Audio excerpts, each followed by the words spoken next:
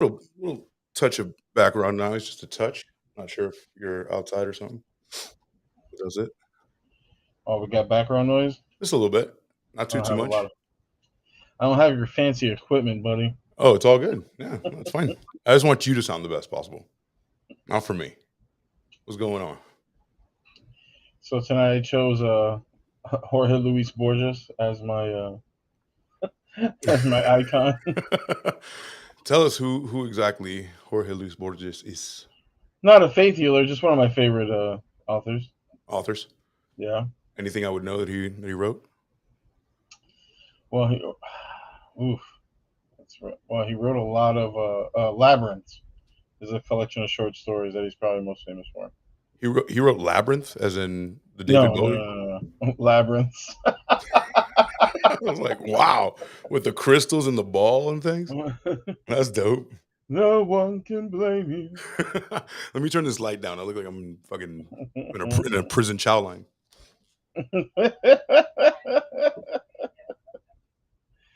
Oh shit. Oh my god. Yeah, no, I told. Are you still there? Yeah, I'm here. I'm just fixing my light. How this works is beyond me. Oh, there we go. Nope. That's green. Be with you in a second. This is my whole life. Playing with these lights.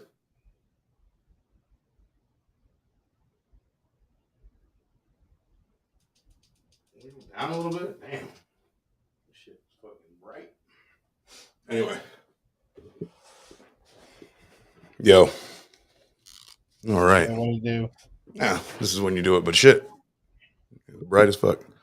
Anyway. So, apologies. So, I thought he wrote the David Bowie. The David Bowie classic with Jennifer Connelly. You know? Oh, Jennifer Connelly, bro. One of my most intense crushes. What a crush. Sure. For sure, man. Jennifer was the prettiest for me in Requiem for a Dream. And then totally ruined because of the end of it. I was like, right? How you did that to my girl, you know? Oh my god. Yo, I've always said if you're ever like too happy and you need to tone it down a little bit, throw on Requiem. Put on Requiem, bro. Just toss it on, man. It is I regard it as a horror movie. I really do. Honestly, at the end, it touches you in a way that it's one of my favorite movies. And Darren Aronofsky is probably one of my, if not my favorite director because of that, and a myriad of other things he's done, like The Fountain and Pi. But and Pi. I mean, drum and bass in black and white. I mean, you're preaching to the choir here. Who are you talking to? So, absolutely. Let's open up the chat. Let's see who's here. Look at us just talking away. How you guys doing? Chats. Let's overlay ya. What's going on, everybody? Welcome. Ooh, I've never seen this thing here, but cool. So let's see. Let's get into. I set the time for 11, so we might be a little bit early. Oh no, I usually start at 7:30. Anybody who knows that, but that's fine because there are. Oh, hey, what's up? There she is, Hot Donna. What's going on? Oh, welcome, girl. She was excited. She was excited because this is right up her alley. We had a long talk the other night about all types of stuff that I won't even get into, but between you and me, Hot Donna's next week's guest. So awesome. What are you guys covering? To be determined, but something spooky. It's gonna be awesome. Something spooky. Yeah. It's to be determined, but we had a long talk, and we know what we definitely want to talk about. There's like 3 or 4 things, but we're gonna settle down to what it is. Lots of stuff. I won't ruin it, but something this-ish. Yeah. Something with geometric shapes. Exactly. Something sacred geometry like. So anyway, what's going on, everybody on YouTube, Twitch? We got DLive and Trovo happening. I also got last week's. I've been sick with a little bit of a bug. So ironically, Joey Butts and I had an awesome show last week about foods, right? Weird internet cooking and foods and rancid shit. I know you guys have been there to see that. And I cut it up a little bit. So more digestible pieces, no pun intended. And So that's up on YouTube, and I also got a bunch of clips on Twitch. If you guys are Twitchers, check that out. That way, hey Jasmine, what's going on? So that way you can, digest it a little bit better than just like having to see the whole thing. So I understand how that is. So if you're on YouTube, you know, like that shit, so I can, I don't know, get my 150th follower. That would be amazing. That would be amazing. I'm begging for it. Come on, just give me a like, baby. Come on, just follow. Humble expectations. We just want I mean, 150, you gotta, and then we're shutting it down. bro. Mr. Beast has what 320 million followers. Can I get my 150? This Anyway. is going to be the show that gets you there. It could be. It could be. I don't know about live, but maybe in the future.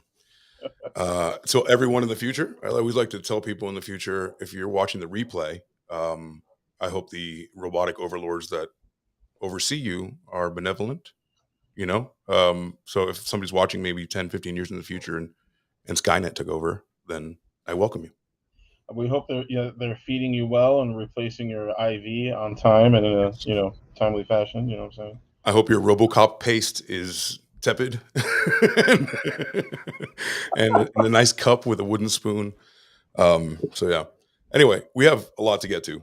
Thank you so much, guys, and we are here for another Midnight Media, which is with the fifth one, which is incredible. Coupled by myself, and now I've had some awesome guests coming to join me, and I think I like the guests a lot. So without further ado, I want to welcome the great and powerful Mixoplex, my friend, for 2 years now. Somebody I have a lot of awesome conversations with. I mean, just a great guy. I mean, somebody who makes me think. And furthermore, which furthers my point that, I mean, we come from a great place. We're both from South Florida originally, although I live in Vegas now. He's back in the motherland. Thank you, man. Thank you for considering me for the show. I know we were supposed to do it a couple of weeks ago, but I ended up not being able to for personal reasons. But I'm here now, and I gotta say, I'm glad it was a happy little accident because I'm sure we would have done great with any subject, but this one in particular is near and dear to my heart. I know a few things about it, and it was a lot of fun researching it for the last week. Yeah, we already had a couple conversations about it, and we had to stop ourselves and be like, yo, save it for the podcast. Save it for the show, yeah. We were those douchebags. All right, so without further ado, we always play the theme intro like a fucking 90s sitcom. We'll see you on the other side.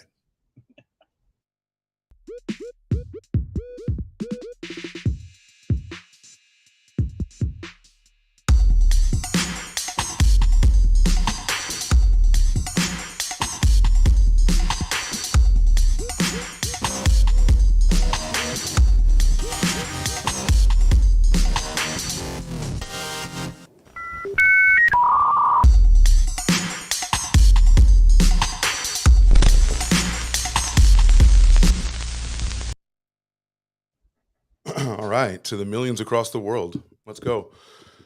What's up, chat? What's going on? Dave, Hot Donna, Jazz, welcome, guys. All right, we have a jam-packed show because we have tons of shit to get to.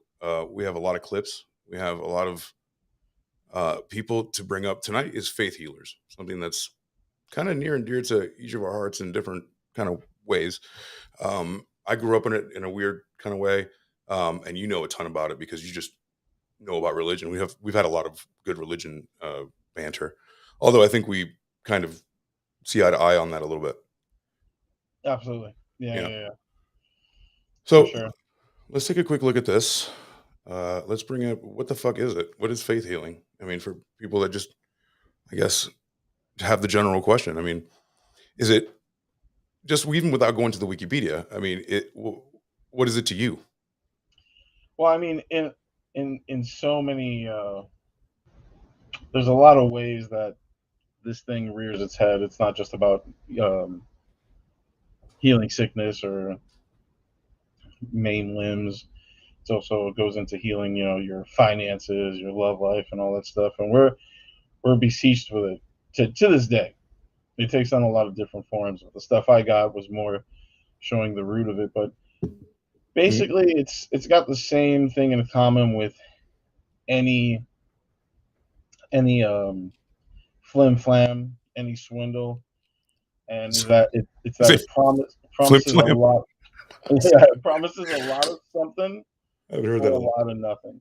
Haven't heard Um, that in a long time. Thank you for and that. it has a lot in common with your fake martial arts show that you had the other day. I mean, like, think Totally. about it like this, right?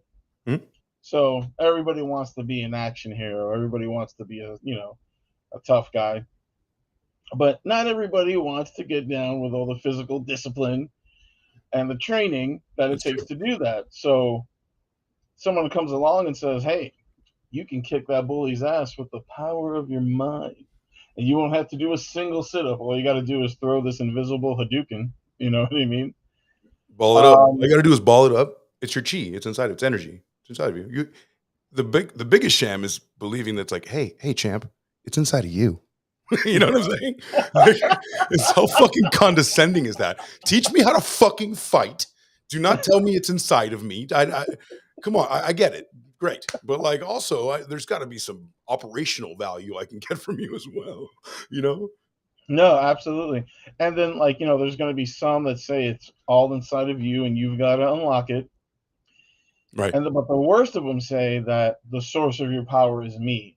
It's Mm, either it's me because I'm powerful, right? And I'm going to unlock these secrets of the universe to you, or it's me because I'm the chosen conduit of a divine entity, or I'm the chosen conduit of a divine and unseen force, right. right? Like one of the biggest examples of these flim flam artists that has a very successful religion would be Joe Smith, with the Mormons, Of course. who claims, how can I say, exclusive access to these golden tablets, and he can only commune with the angel Gabriel while his face is covered and nobody's in the room. You know what I Right. mean? And only Nobody. on Tuesday, and you can't come near me because Mhm. that's, don't you come here to see what I'm doing. And I promise it's in there, right? It's a lot of promises and like, and what you were describing right there was like a lot of cult activities because that's, oh, I only have the answers. Do not talk to anyone else. Scientology comes to mind outside of LDS, right? Like, don't talk to anybody else. Those are suppressive people. They even named them suppressive people. Like, don't talk to people like your family who are suppressive. Like, Mhm. okay, you mean anybody with a telephone, the internet? Like, this is a different age too. Like these things, I think these things were conjured up in a time where people couldn't realize that there was going to be mass communications devices that we can all just quickly find a lot of truths. I mean, look where we are now. So I digress, but you know what I'm saying? Oh well, the thing is, like, you would think that would be true, that people would just have access to the truth or access to something more concrete. You know what I mean? Than just hearsay, and then they would, be cured of all their illusions. But that is not true. Um, it's not true for a lot of reasons. Not only for how the charismatic leader operates and siphons you off from society and your family, but there's also we gotta. I want people to keep a few things in mind when they're listening to this. We're gonna go over some of the characters of flim flammery, snake oilmanship. Charlotte, Yeah, what's the charlatanery? How do you say that? uh, yeah, sure. Yeah. Sure. You know what? Correct me. Charlatanery. Charlatanery. Boom. Charlatanism. Made a word. It's all inside of you, champ. Charlatana groffily, I think is what it is. Got it. But we also got whenever there's flim flam, there's two sides of the equation. It is that there's the guy in the pulpit, and there's the audience, Mhm. and we cannot forget the role that the audience has in this two-way street. You know what I mean? When you hear, like, some ridiculous shit come out of somebody's mouth, and you're like, man, how is this person worth millions and millions of dollars? Right. How is this person just getting, have a bevy of virginal brides? You know what I'm saying? Well, it might not be all him or her. As we'll see, some of the worst here are females, actually. Sorry, Mhm. ladies. What's up, Joel? Oh yes, and you too, women. This is an equal opportunity work opportunity. You too can be a cult leader and a faith healer. Don't Absolutely. count yourself out. Oh, Okay. right. We have one of the biggest faith healers ever, which you brought to my attention, was a woman and in the 20s, right? Yes, yes. In fact, two of them that we're gonna go for. bro. That It's like, she's one of the best that you're referring to, and then one of the worst also is it's like a league of their own. right. You know, But we're doing like it. we've seen examples of just ill-gotten celebrity, Yeah. terrible leaders, and we're like, man, what do they got? But some of them are just lucky enough to fall on the right crowd, Right. either a crowd that's uneducated, but more often than not, a crowd that's desperate. We cannot forget that these people operate off of desperation. He said, maybe next time. I got my own call with my kids. What's up, video girl? I'm good. She's like, I'm all wrapped up in the cult that I got. No new ones, please. I hope they're paying their dues, sending you checks for some holy water. We'll For get sure. into that later. Yeah. Some rosaries. I'll pay you in 15 rosaries. Um, so let's get into the video because we have some good ones. And I also pulled some ones that I hadn't seen, but I know are compilations that we can kind of react to like in real time. So nothing that we've seen before. I know we had a tiny production meeting, but still, these are like ones that we don't even know about. Word up, bring them on. Yeah, yeah, because I wanted to throw some curveballs and sliders. Bro, All I'm right, mic'd up. I'm here for the night. cool, I'm butt naked, which is the only way nice. to podcast. So let's go. Let's do this. Dave, Sam, to answer your question, you're right. I have no pants on.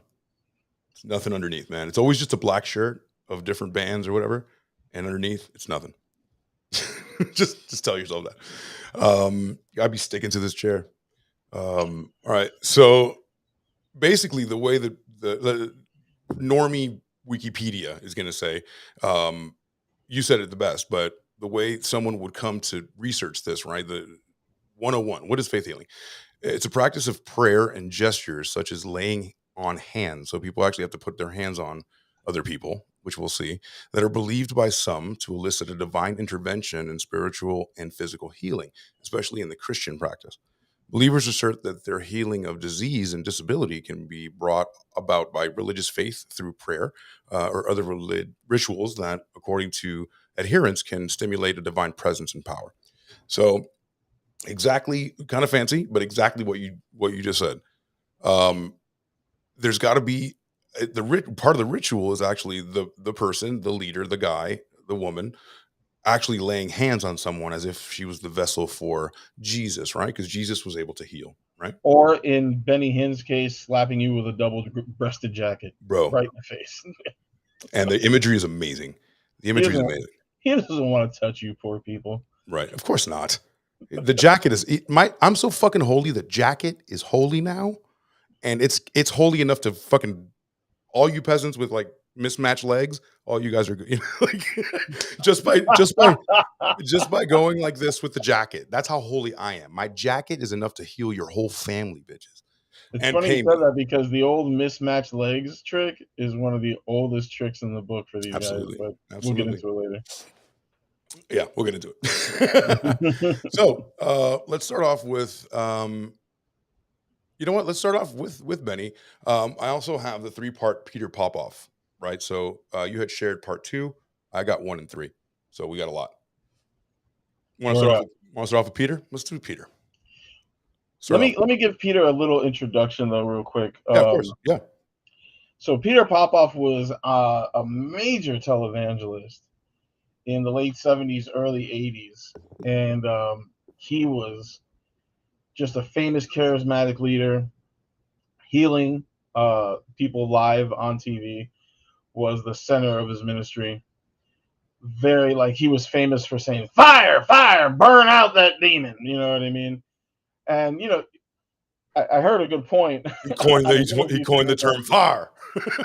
I mean, if you're gonna burn out a demon, at least not give him what he's comfortable with, because as far as I can understand, hell is full of fire. But you know, these people aren't exactly thinking anyway. But the he was he. I don't know if you guys know the amazing Randy James Yeah, of Randy. He was course. famous for exposing Uri Geller, the famous spoon bender, live on Johnny Carson. Yep. Okay. I got one. I got one. Um, Remember the one that he the actual convicted child molester, the guy who thought he was a ninja, and No, I and didn't hear about that so one. same guy. So the Mean Amazing Randy? Randy, he'd take a phone book, and then he would go like this, like that, and then the pages would go like this, you know. Oh, You bring yes, it I've up, seen footage of him, yeah. and then the Amazing Randy came and he put like fucking packing peanuts, like in a UPS packing peanuts around it. And he goes, "All right, do it now." And he goes, "Oh man, I can't because the chi and the cope that this guy went through was Well, unreal." that's the same we're getting a little off topic, but that's the same thing that Uri Geller said. I mean, Right, Uri Geller was not a faith healer, right. but he did claim to have, mystical, It's a telepathic It's a powers. branch of this. Trust me, this is Right, all right. No, it's got a lot in common for sure. sure. And that, when he was what Randy did with him was he got all these metal objects. He made very sure that what's it called, Geller and any of his people couldn't get close to them to manipulate him, and that's what Uri Geller said. He's like, I'm not just feeling strong tonight. Right, But anyway, right. with Popoff, what he did was he actually went to his big tent faith revival meetings, right?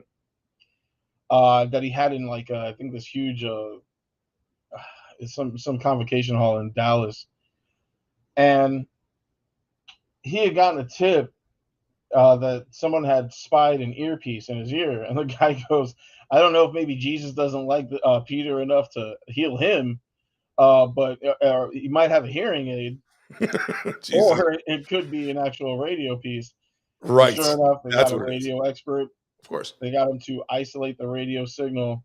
And what he was doing was that when he would go up to you, he wouldn't go up to you. He would call you out by name. He'd say, you know, Joey Butts, is there a Butts here? Is Joey there a Butts. butts And here? then Joey would raise his hand and run towards the stage, and you live at blah blah blah something something street. You know what I mean? And you'd call it your address. It was always the addresses, right? Right. And then he'd say, he pick a Joey's maybe had lost a relative or something like that. Had a death in the family at some point. Mhm. He'd say dead relative name here. I got a message from beyond, and he's really hoping for you. Right. I And would this say Joey, I don't know, has a erectile dysfunction. Okay? of all And things. we're gonna burn that erectile We're gonna burn dysfunction that out of you. ED right out of you, boy. We're gonna burn that syphilis out of you. Yeah. We're gonna All the burn that venereal chlamydia diseases and everything. right out of Chlamydia. you, right out of your face. Okay. And what he was Penicillin is not doing, gonna do it. Not penicillin. It's gonna be God. That's the key. That's the key. No penicillin here. but he goes, what he would do is that they would have the people fill out prayer requests, right? Mhm. That Peter would go over at a later date when he would sit down and have his, private meditations. And they would give these prayer requests to his wife, who had him on a radio earpiece, Of course. right? And she was feeding him the information for these faithful, and he got caught. They basically recorded her speaking to him, Peter, Peter, you can hear me. If you can't hear me, you're in trouble. Um, and that's how he would appear to have all this telepathic or divine knowledge of these people. Uh-huh. Um, Of course, yeah. It's the same thing with John Edwards, fucking this new guy, Tyler Henry, the guys on Fireside. All these people. I just saw a video about the fails of those guys. That's another branch as well, where it's like, do you know a Donna, a Dina, a Weena? Like, come yeah, on. At some point, if you say a lot of things, something's gonna stick. It's like, yeah, my dad has a heart, you know, you know, and like, what do you mean? Of course, yes. Anyone here ever rode a bicycle? Bicycle, of course you're gonna get it. So I'm gonna start playing this. That doesn't mean you have to stop talking. I'm just gonna get some visual. no, for And I sure, will put my words in his mouth, and he will tell Oh, right in his mouth. Peter Popoff. God has Amen. instructed Peter Popoff throughout his entire life and ministry to bring miraculous deliverance. Oh, he looks like the guy. He looks like the exact guy you described. Hey, I'm telling you, look at that jitterbug. Woo. Boy, look at that James Brown. Well, what's the deal? These guys are plants, right? Like the people who come in with a wheelchair are plants, Well, you would hope so, right? You would hope so. unless they're so deluded, like the guys doing fake martial arts, that they just they truly think they're I don't know. They're paralyzed and then they just wait for Sunday. Well, if these guys are here in the first place, they're deluded to a point to a finer point than say you or I, You know right? what I mean? And at what They point is it want to believe. They desperately want to believe. But I'm right? glad you mentioned the wheelchair thing because he had a specific wheelchair trick that he would do, right? If his handlers, the bouncers at the door, if they saw somebody on a crutch or on a walker, Uh-huh. they would say, "Hey, now this person can walk, right? Right. They just walk with difficulty." Okay. They would say, "Hey, Oh, why don't we put you in a wheelchair so it's a of little easier for you to get course. around, and we'll put you right up front The so you can power of see Peter the even power of better." suggestion. Of course, man. Right. Of course. Yeah. You're like, all right, you don't you kind of feel bad. You play much worse than you're way worse than that, right? Way worse. Like, Well, you, no, they're like this is all they had to do. dying All of they had to do once they put him in the wheelchair, once they had the prayer card filled out, and once they had him in the front row, it was a wrap. Right. This is what they would do. you must feel so bad, please. He would say, I burn the sickness out of your legs. Get up and walk. I command you to get up and walk. Right. Uh-huh. He would get up, and the person could walk, but nobody else knows that. They think they're in a wheelchair because they're an absolute invalid. So everybody claps. The person gets up to walk. He goes, "Walk towards me now." And the person would take a few labored steps, Right. and they would look like, a brand new zebra falling out of its mom's ass. You know what I mean? They were walking kind of shaky, but they were there. They were in a wheelchair a second ago. Now they were walking. And then he would do this other thing where he would say he would get in the wheelchair.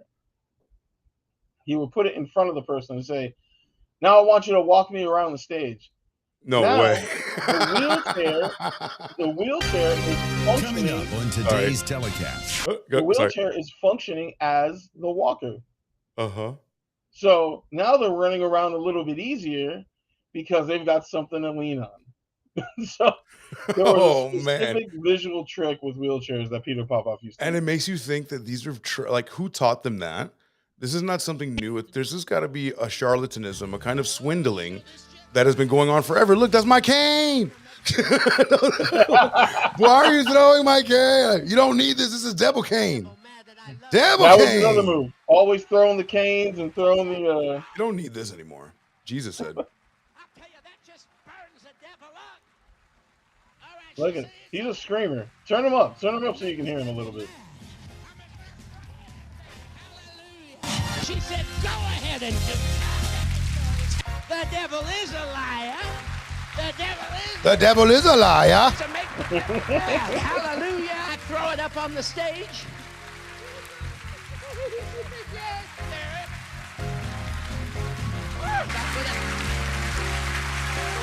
Bro, he loves chucking canes, dude. That's his whole shit. Hallelujah. How black is this man's hair? God, I'll tell you, that makes the That's devil all shoe mad. polish, buddy. I just want to make the devil mad. Can I do it? Let me just. I just want to trigger the devil. Yeah. She said it's all right. It's just. Thing number 10. He said it's all right. He said it's all right. But sometimes you're just old and need a cane. Like, On the stage. Say it again. Yes. what if I was 90? She said throw it up there. Said devil mad. My favorite one so far is the woman who was Spear chucking. freed from He's debt very to the good. IRS. $138,000. Oh, that must have been terrifying. Well, yes. You can't fake that. Real is just real. I was Really? going through a financial crisis, and as soon as I anointed, he told me to anoint my purse and my wallet. And the next day, I got a lump sum of some money, and God blessed me, and all of my issues with bills and my financial situation. How much was did she get for gone. this? And I drunk it. And I drunk went it. to the doctor where I had cysts on my ovaries. The cysts on my ovary. And yes, he asked me, did I believe? I said, yes, I believe. God told the. I'm sorry. Yes, My he asked apologies. where I had I don't know what she said. Just on her ovary. I'm so I think she said she has The cysts on her situation ovary. was gone. And I drunk it. I had been to the doctor where I had cysts on my ovaries. Cysts. The cysts on my ovary. And yes, he asked me, did I believe? I said, yes, I believe. God told the Israelites to borrow from the Egyptians. I can just see the Israelites going up to a gentleman who has a beautiful gold and diamond necklace and say, "Can we borrow that?" And the Egyptian said, yeah, well, yes. People are going to start What's saying, wrong with this yes, guy? yes, yes, Why does he- yes. Even to impossible requests. That's absolutely right. Even to impossible requests.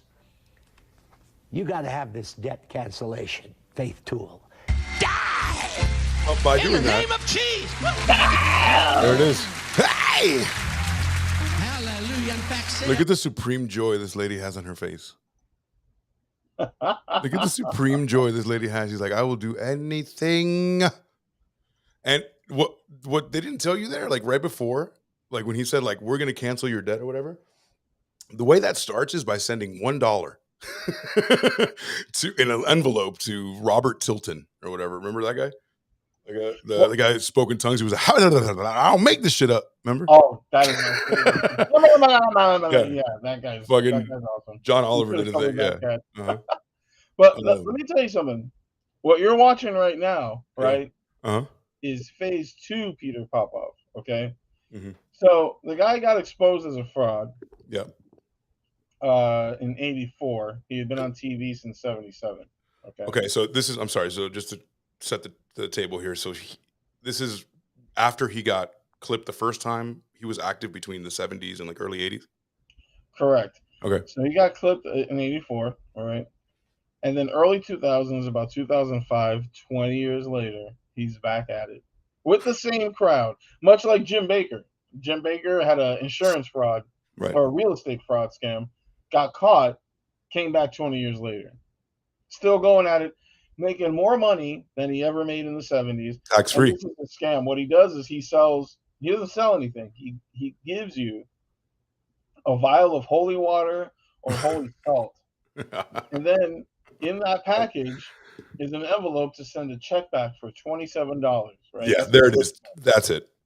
$27.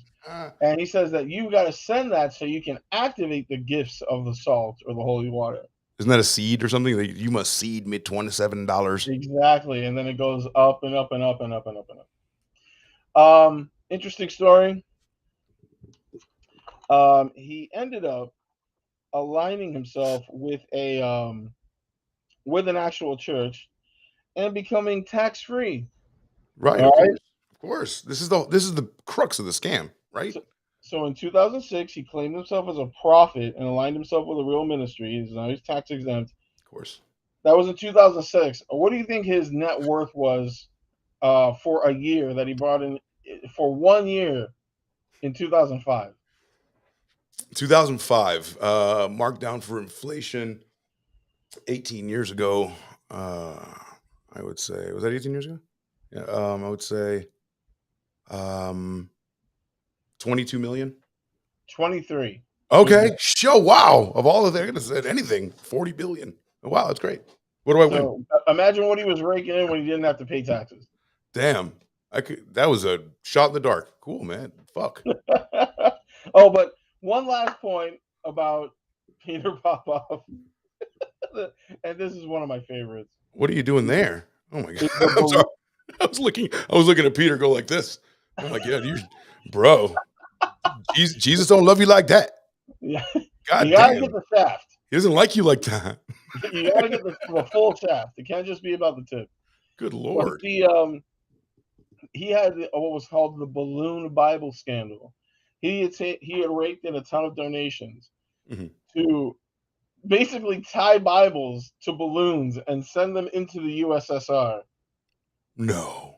so To that the commies could find Jesus. To And a more when it- conservative country than we are? yeah, exactly. Shut And then up. when it didn't happen, they came looking for the money. He staged he said what's it called? He faked the robbery. Wow. I mean, and I wouldn't doubt that someone like who's the demon face dude with the teeth, with the dolphin teeth, and he looks like a demon. Huh? I'll bring him up. People know exactly who I'm talking about, especially you, Allie. He's scary to look at. He's literally a pastor, right, of a mega church, but he looks like a demon. Hmm. Yeah, I'll find him.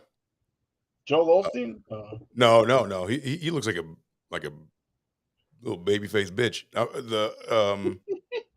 This guy looks like a. God damn it! I'll find him.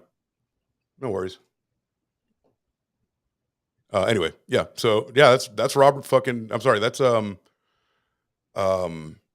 Oops. That's Peter Popoff, right? Peter Popoff is like a fucking super duper swindler. Now, again, like you were saying, not only is this guy putting his right hands on people, phase 2, right? Also, he's doing the dual scam of like, don't worry. Oh, you have money problems now? No, a lot like Santeria, right? Like ritualistic shit, where like the difference between this and like this is kind of like a more like an easy path to it, right? Like I don't have to do a whole lot. Maybe you can just touch your forehead, whatever, and now you have the power because Jesus is that powerful. But like something like Santeria, it's the same thing. They're trying to fix your life. They're trying to, I don't know, knock on wood, save your family member from something happening. And people pay good money for this. But there's a ritual involved. I gotta get a goat. We got to get some doves. We got to sacrifice those. You know, like there's work involved. There's a ritual involved. So I think that's the difference between like the African based like voodoo and Santeria kind of a thing, where it's the same exact concept, even based in the same gods and monsters, in my opinion. But the ritual is what's missing. Something we missed something there in the transfer. You know what I mean? Well, you know, they operate on different things. Like this guy operates off of a lot of these guys, these prosperity ministers. They're desperate, huddled masses want to be rich and successful, and they serve as like a totem for their desires to be rich and successful, right? With Santeria, you've got an established religion that doesn't rely so much on the how can I say, the charm and the attraction of the individual preacher. You've got a host of deities, and then, you know, for backup, you've got Jesus and Mary too. You know what I mean? Right. And that's something that I don't know where everybody else is from, but where me and where me and my guy here are from, it is a big thing still in the Cuban community, in the Haitian community. Right. I can tell you firsthand. Puerto Ricans, you know what I mean? But Yep. Especially in the Caribbean community, it's a big deal still. The Caribbean community is huge, and I come from a family of that. And if we have time, we'll go into it. But man, I'm having a good time with. I think the perfect segue here would be like Benny Hinn, and then maybe we can go into like Amy and Mary. What do you think? Well, yeah, let's start off in the modern times. Like, I don't know. You want to start off with Benny Hinn? Sure. Go ahead. I got a few points about him, but I did more on Peter Popoff than anybody as far as the modern stuff. Yeah, of course. Yeah, I mean, we just explore them together. Benny Hinn is one of the, you know, the more notable faces of this specific thing. But there's also a lot of different like talking in tongues. There's if you guys saw the awesome promo that Mixel made for this show, you see people with snakes. There's a whole sect of Christianity that believe that handling snakes brings some kind of a healing aspect, which is unreal. It's dangerous, first of all, and sure, you can handle snakes, no worries. But like these things, you will eventually come to a point where that thing's gonna have a bad day, just like any zookeeper, whatever, you know. But no, absolutely. Actually, maybe he doesn't want to be like the vessel for Jesus today, Paul. Okay. You know well, I read and Victoria just mentioned it. I actually read an old article in National Geographic about snake charming and snake healing. I've seen this once in my own life, believe it or not, in Tennessee. But you saw what? Snake handling service. You did? Not in a church, like in a roadside attraction. Yeah. By the way, I'm so sorry. Let me cut in here. What's up, my buddy Todd? Great to see you, man. Thanks for being here. What's up, Todd? Are you naked? Everybody else is. Everybody else is naked. I'm bottomless right now. Bring the heat. But the snake handling thing is a thing that's like very particular to Virginia, to the Ozarks, right? It comes from like a lot of these very extreme religions. It comes from the Pentecostal, which put a lot of physicality and oomph into their and a lot of they invest a lot into their to their religion, the show of their faith, right? And it was a funny thing. One of the articles started off with, whenever you enter a snake handling church, the snake charmers church or whatever, you see a lot of missing fingers and limp limbs. You know what I mean? Because these people do get bit on the regular. And the way that it works is like snakes equal demons. Faith, your faith is more powerful than demons. And if a snake bite kills you, it's just your faith wasn't great enough. That's pretty much how it works with the snake handling cults. Well, remember, guys, if you guys have, like, for example, Donna, sorry to cut you off. Donna, if you have a quick anecdote for this, you can leave a voice message on the Midnight Media IG and let us know how you fit into all this, which I know you do. Sorry, and absolutely. I would love to hear it too. Yep. Some people forget. Go for it. And with the snake handling thing, just like so many cults that are offshoots of Christianity. And if you're wondering why here in the United States or the world over, why there's not a lot of cults that come from Buddhism or cults that come from Zoroastrianism or any of these other ones, it's because at the end of the day, Christianity is the big daddy on the block. Of course. And why start off from zero when you can just siphon off of the biggest religion that there is in the world for the past 2,000 years? So they center their faith around one particular verse in the Bible, Mark 16, 17 through 18. It says, "And these signs shall follow them that believe. In my name they shall cast out devils, they shall speak with new tongues, they shall take up serpents, and if they drink any deadly thing, it shall not hurt them. They shall lay hands on the sick, and they shall recover." Another popular thing that you see in snake handling cults is the actual drinking of poison. I'm going to corroborate this right now because I just read something in the videos that's playing in the back. And this gentleman said that I'd like to die with a rattlesnake bite in church. Good aspirations. So I'll take you one further. And yeah, damn right. Damn right that I'm glad you're here. Damn right you're going to change over to snake handling Christianity. Let me know. That's in the Bible. So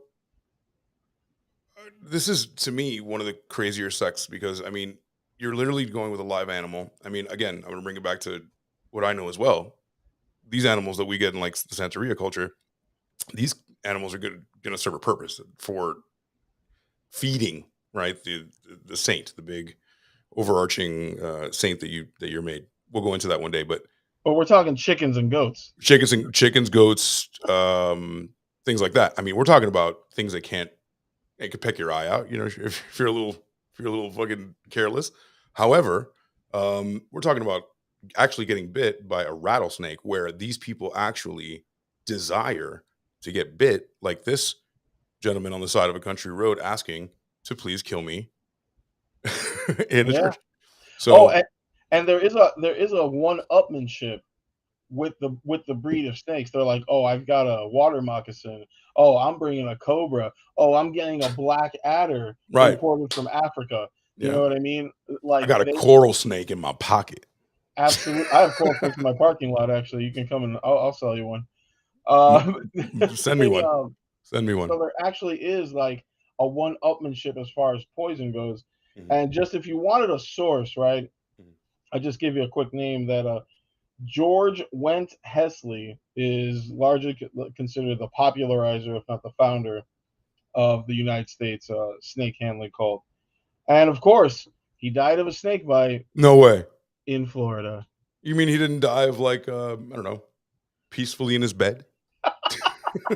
But in Florida. In Florida, right. You mean Florida man dies of Christian snake bite. Got it. Here's Hot Donna. She's going to enlighten us because she's from the town that originates this. Oh. Let's see. Wait, why am I not hearing this? Tu me hiciste brujería. Bruja, brujita. The fuck is this? Jazz, I love you for that. Because I'm not connected. Right. Be there in a sec. Getting your snake out of the cage?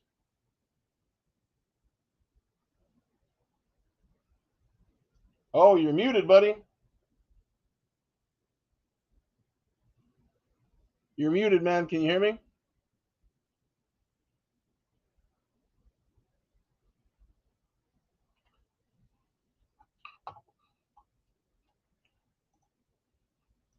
Technical difficulties, guys.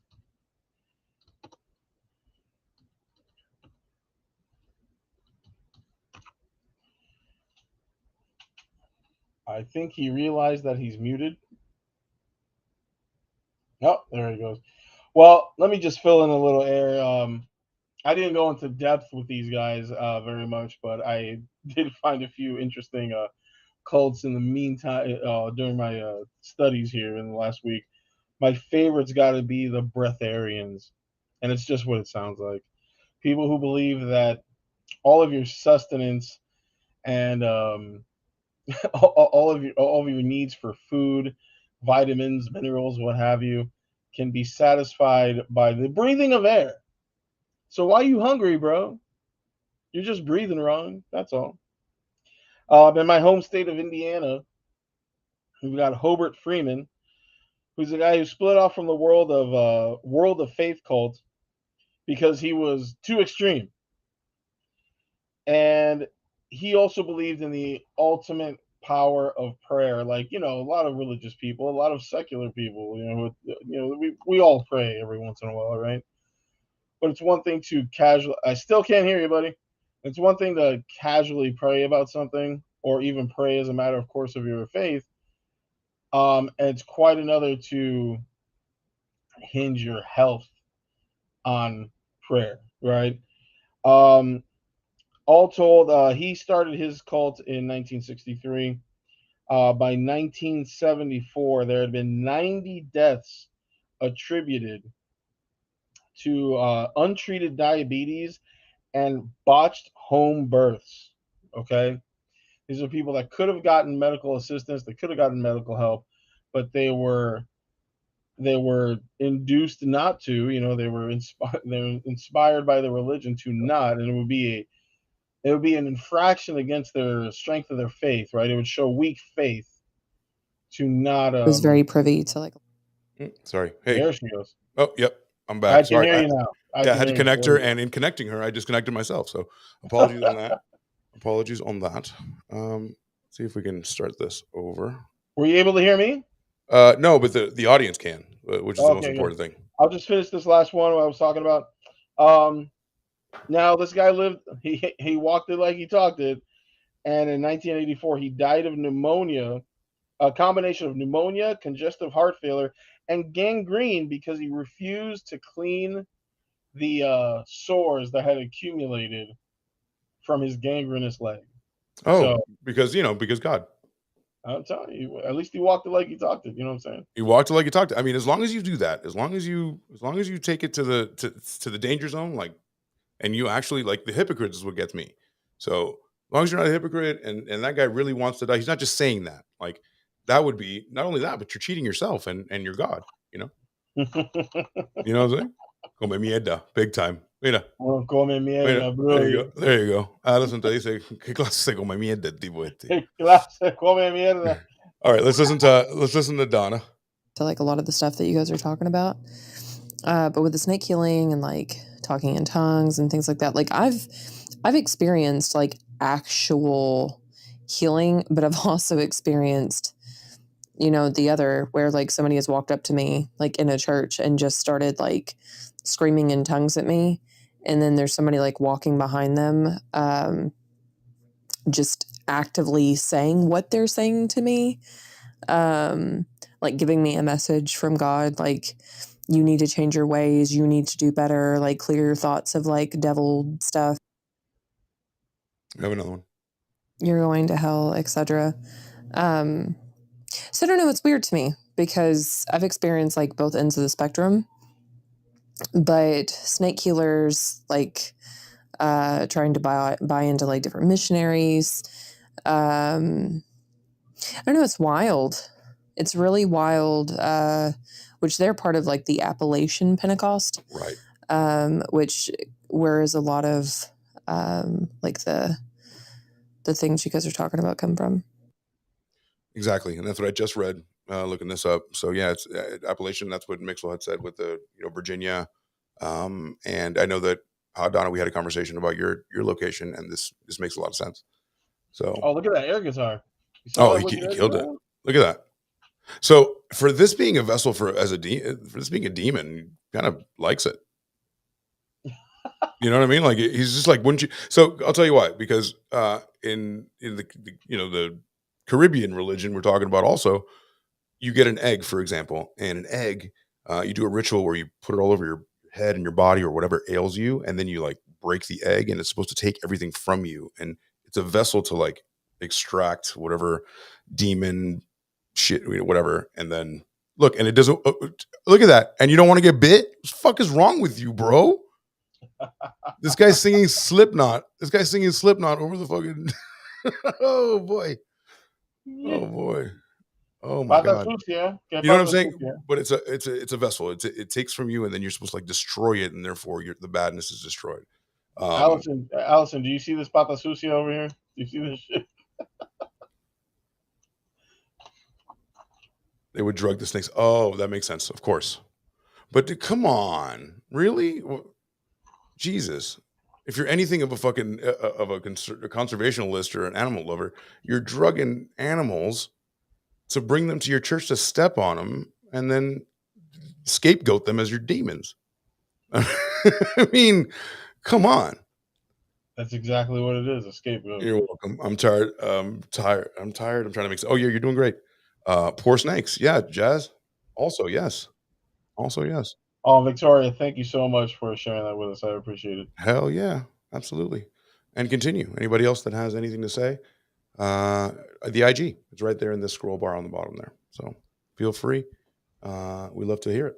So let's move over to Benny Hinn now that we have kind of tackled this. Let's see. Last snake bit here. It's just so fascinating.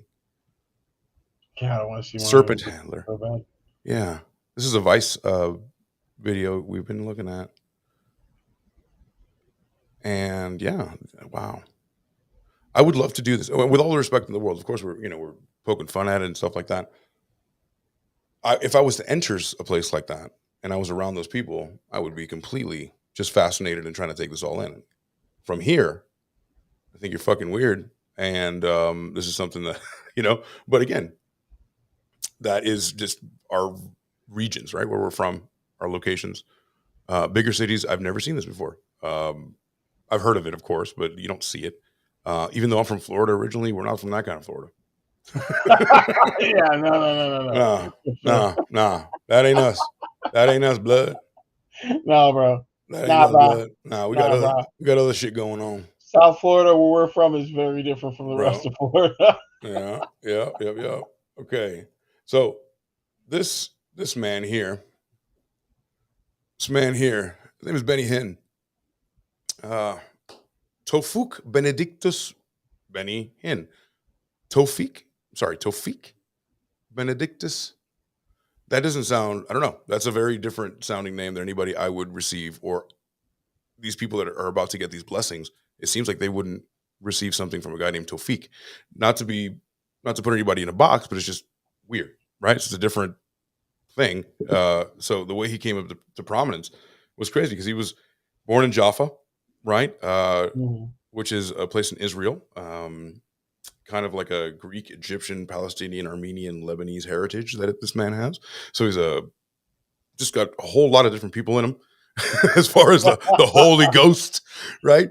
He came through Canada, right? Well, he came through Canada, and he went. Then he traveled to Orlando, or great state of Florida again. I didn't realize this was going to have so much Florida people in it. We are. These new, so he began holding his healing services in his church. The new Miracle Crusades were soon held at large stadiums and auditoriums across the United States and the world. He first nationally televised service being held in Flint, Michigan, 1989. He also launched, what a place to start. What the fuck? Where the water is just not potable. Right, probably. Dude, that's actually evidence right there, bro. Look. Stop poisoning the water everywhere you go, bro. Thanks a lot, Benny. Yeah. So then several broadcasting networks, right. It just grew super rapidly. He's the author of a number of Christian books, 30-minute program, This Is Your Day, which is among the most watched Christian programs seen on various Christian television networks, including the Trinity Broadcast System, which I've seen in Florida, passing by at Daystar and Revelation and all the ones that you can find on Dish or whatever. Trinity Broadcasting headquarters. The old headquarters is in Hollywood, Florida. That's right. That's where I remember seeing it. That's it. And it's a crazy tacky ass building. I used to drive It by is. it It's every gold. day. It's gold, right? It's like yellow and gold. Yeah, and then they've got a new headquarters somewhere else. So Yeah. thank you, Florida. Thank you, Florida, for all this. For all this. Let's see. She goes, Allison, why is he wearing a Abuela sweater? Word. The egg thing is to remove bad energy from you. I believe that's right. So what I was making the point of was when you, in this case, animals are as well as a dove, right? You put the dove all around you and you eventually kill the dove. I know it's hard to hear, but to be fair, eggs are easier to catch than doves, but if you can get one. You know that we can just buy them down in Homestead. You know that. We different. Absolutely. Darwin Awards. Yay. Fuck yeah. So, yeah. And then, so this guy has been under a Senate investigation in 2007. Chuck Grassley, probably one of the only good fucking things he ever did. Investigation into Hind's ministry and all that. And then the investigation concluded in 2011 with no penalties. Boo. But he's extremely rich. And we're going to take a look at him because what do you know about this man? Well, this guy really operates like 100% off of just charisma and confidence. Mm-hmm. You know what I mean? He is one of the more he's nothing quite as like devious as far as methods go, like Peter Popoff, but he still wants your money, right? They all do. Yeah. Now, the interesting thing about this guy is that his nephew, who served as one of his bodyguards, his main bodyguard for a long time, is making the rounds for the past couple of years, exposing him, right? And interestingly enough, he kind of sees the axe coming down, and he went on TV, I think about a year ago, and said that he renounces putting a price on God's blessings from now on. He's still managing to get people's money. He's not going to not cash your check. You know what I mean? It's a softer technique. But he used to come out and say, if you're not giving upwards of $500, you may be cursed. You may be right. You're not going to receive your full blessings. There's a penalty here. $1,000. He would put $1 amount on your blessings. Right. As much as you seed is as much as you want back from us. Right. It's transactional. God has always been transactional, and access to Him is extremely limited. And if you have the money, or if you have Cash App, PayPal, Apple Pay, He also takes all of that. I'm sure that now when you go into a church, there's got to be like a square reader. Instead it's like when they pass around the plate, they're like, "Oh, I'm so sorry, I only have kids." Like, don't worry, the plate's a square reader. And then you got a tip. Just swipe the plate. Don't worry, you got a tip. Yeah, exactly. And we want a tip too. So Hot Donna's in here again before we get too lost in somebody else. Where I grew up at, there's still I think it's like 70% of the state or something is still dry counties. In predominantly like most of it's Appalachian area, just due to like the huge religious presence. And it's wild to me how closed off like a lot of the Christian denominations are, especially like the Pentecost, like Appalachian Pentecost, from other cultures, and how little they'll actually openly allow other people to talk about different cultures and religions. And so you find, a predominant like Caucasian status quo in their areas. Dude, I could go so deep with all this. It's nuts. And we will when you tune in next week to Donna and I talking about probably this. Well, that's the thing. Like, she hit on something about containment, right? Yeah, exactly. Like, that's something that's common in all cults, like what we consider cults. Right. So, like when Jim Jones moved everybody to, what was it, Guyana, right? Exactly. Guyana. They buy communes that they fence off from the rest of the world. Waco. Yeah, Branch Davidians. exactly. Waco in the news again because of the 2 shows that are out about it now. And I want to be careful to not conflate a cult with religion. There's different sects and a whole myriad and a rainbow in between, right? It's a whole spectrum in between there. So some are hardcore cults and some are just people super believe. Now, I just don't want to sound too harsh because I don't want to call somebody that may be a believer somebody that's in a cult. You know what I mean? Well, so this is the thing. Loosely speaking, a religion is an established cult, and a cult is a new religion. It is a matter of There's a few things. There's a matter of time, right? There's a matter of numbers of the people that believe in you. But often what separates a cult from a religion is whether it's been absorbed by state power, right? So Christianity is what it is because it became state power. Right. Under Charlemagne, under Constantine, and just numerous other guys before them. But those are the 2 most popular, those are the 2 most powerful individuals that made them that religion, that particular religion, state power. They said we are getting away from what's it called, the worship of many gods, and we are now monotheists. Monotheistic instead of polytheistic. Polytheistic, exactly. Right. So there are some things that separate it, but the thing is, religions, like I grew up Catholic, right? I had a pretty interesting experiences with religion growing up. When I left religion, I didn't have like one of the biggest struggles that a lot of people have. I didn't have to run away from home. My family still talks to me, all that good stuff. But I grew up in a Catholic household that went through phases of their seriousness towards the Catholicism. You know what I'm saying? There were at points like during the Satanic Panic where they were super culty Catholic, right?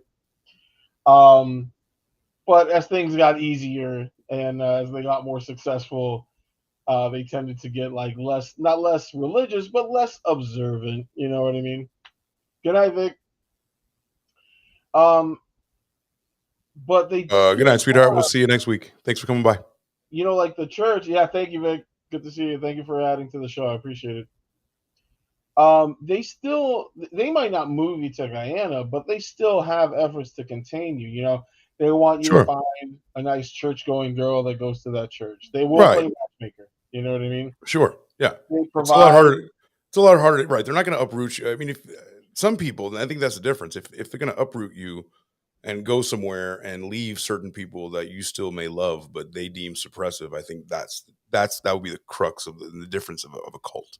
Right, you know but the thing is, like, they still the effort to contain is still there because they still of course they have retreats, right. They have bake sales, and what they want to do is they want to fill your social calendar with church activities. Right. You know what I mean? Exactly right.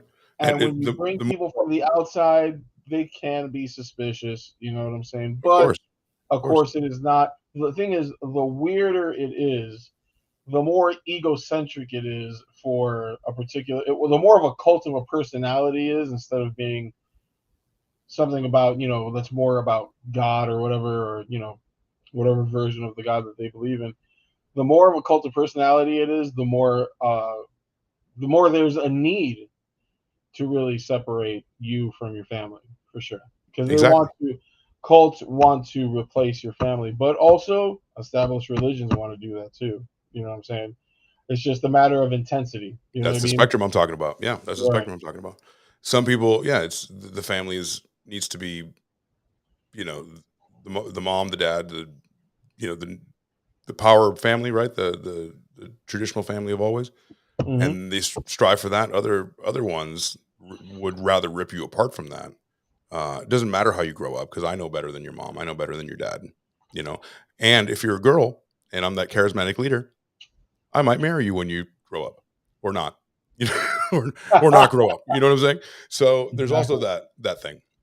So, uh, so growing up Catholic for you was pretty traditional, and you had options, but you felt like you had the power to explore your own thing, and then you kind of landed where you are today after, because you're extremely knowledgeable about religion. So you must have studied it for some time, at least at home, or did you guys go to church a lot? Religion was the first thing that really, more probably because of Indiana Jones Part 3 than really anything I learned in the church.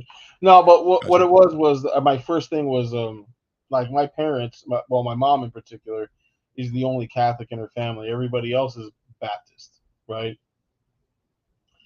And great point, Jasmine. Right there, there you Again, go. again, I tell you, it's easier for a camel to go through the eye of a needle than for a rich person to enter the kingdom of God. Wow, That's the verse right there that all these guys want you to forget. that's right. That's the verse that you're not going to hear them say, Of course. right? But for me, the big thing came when I was about 15. I stayed with my uncle for a summer, who's a Baptist preacher, Mhm. and that's when I really learned the difference between Catholicism and Protestantism. Right? People will say like Catholics aren't Christians, but there's Christians, and within that umbrella, you have Catholics and you have Protestants. Protestants would be those that protested against the Catholic Church because the Catholic Church came first. Protestant, protest. Yeah, Protesta. That's your Methodists, your Baptists, your Lutherans particularly, Right. and everybody else. You know what I mean? Not Mormons, not Jehovah Witnesses, not No. Seventh Day Adventists. They're not considered Protestant. They're considered smaller offshoot cults, right? Um, but Seven-day I Adventist learned is quite a why story. they split off was because a lot of what they felt was paganism and iconography in the Catholic Church separated, and all the priests and the deacons and the bishops and the popes separated the individual from God, and that's what Luther really, when he, nailed his demands or his new strictures for his religion, and how he thought that a man should communicate with God on the church doors. That's really what he was going for. But there's a lot of other elements that went into it, and came Yeah. about because of that schism. So that was when I learned that, I was like, wow, this is not.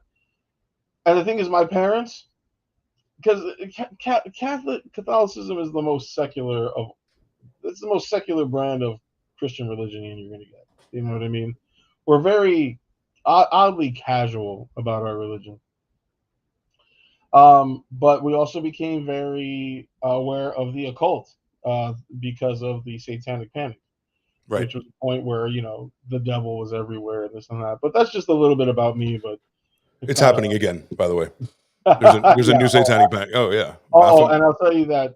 Oh yeah. I'll just end this little segue with this: is Uh-huh. that the church as it is now, or as like if you think Christian, you think crazy Christians right now, right? You think people that want a Christo-fascist Christian Yeah. government, Ethno state. right? They want religion, or a religious state, basically. Right. I mean, no. Yeah. What's it called? Not an ethno state. It's yeah, a theocratic. A theocracy. A theocracy. So now, it was not always like that. The church was not like this in the 90s. You know what I mean? I believe that there was just as many evangelicals in the 90s as there are today. I will tell you this. The evangelicals, what it is to be evangelical has moved. But the face of religion, like when you think Christianity, when people look at America and think what our religion is, the face of it is vastly changed. There is a real thing that is about there's a real thing, like almost a creeping disease of the southernification of churches nationwide, where this kind of super superstitious strain of religion that is very intertwined with government, or the tearing down of government, that really sees the central thing to this brand of modern religion and Christianity that we have here in this country right now is to like disprove science, disprove evolution. And yeah, there were times when evolution came about that it was that fervent, right? But that really came out when the internet came around, during the Bush years where everybody had it, right? That's when they started to realize that their kids had access to information, and they had to come out with their own version of everything. That's where you get intelligent design from and shit like that. Right. But I Exactly. can guarantee you, growing up, with a Baptist family, being the only Catholics, Indiana, Michigan here, religion was not always like this. We used to make fun of the people that are in charge of our religion. Now we call them like the Jerry Springer daytime version of, Right. Of religious folks, right? Right. And now those people are running the show. So it was not always quite exactly like this. And they're not too far from these cults, really. You know what I'm saying? I can agree with that because look, all the evangelicals that could be in government right now, Mike Pompeo, for example, right? Mhm. That guy is 1000% an evangelical that believes that Jerusalem is the place. The Temple Mount, that's where the shit goes down. The four horsemen of the apocalypse, that's where they're going to come down from. And if that's not like that in real life, I mean, I can believe whatever, but I am also not Mike Pompeo with the ability to move the temple to Jerusalem. I can't do that, right? I can want whatever I want as a believer, but this guy can do it. So by doing that, now there's like geopolitical ramifications for that as well.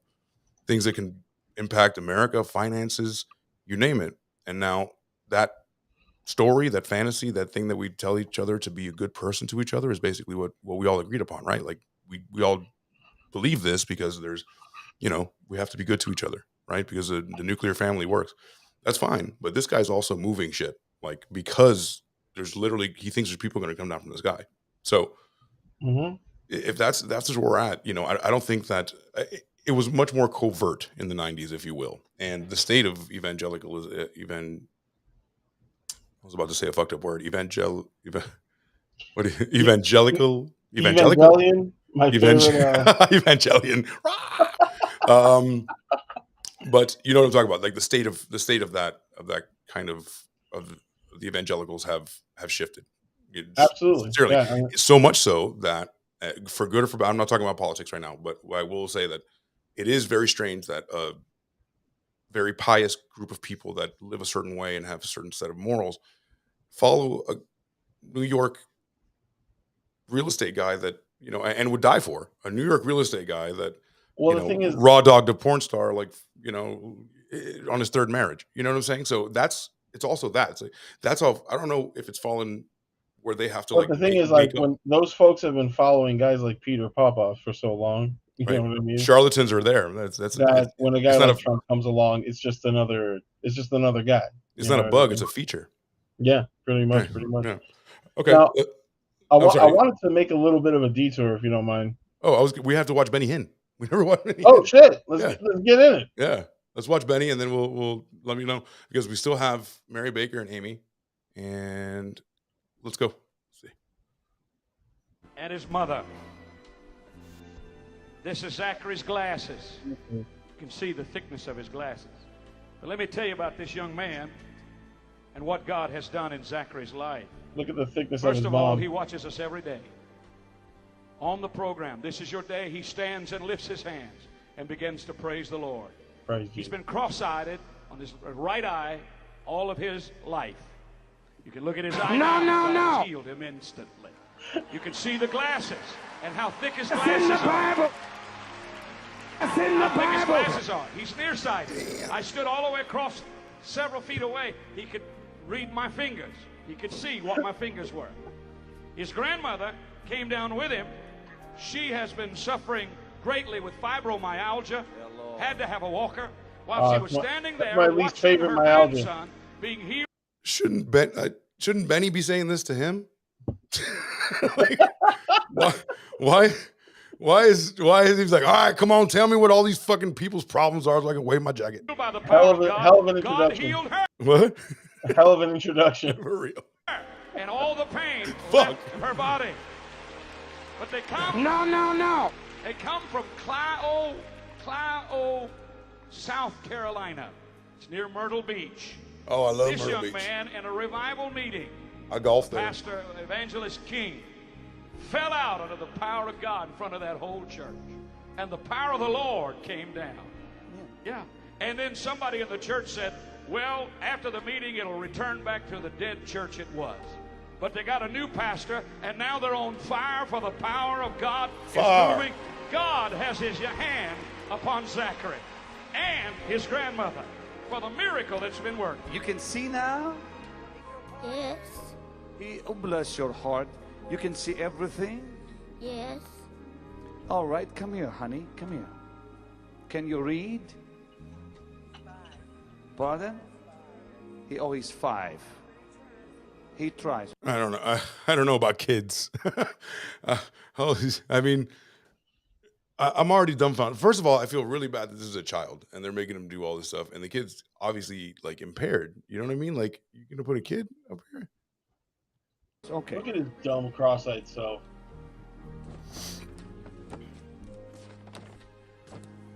Can you see this? What letter is that? Yes. And how about next to it? A.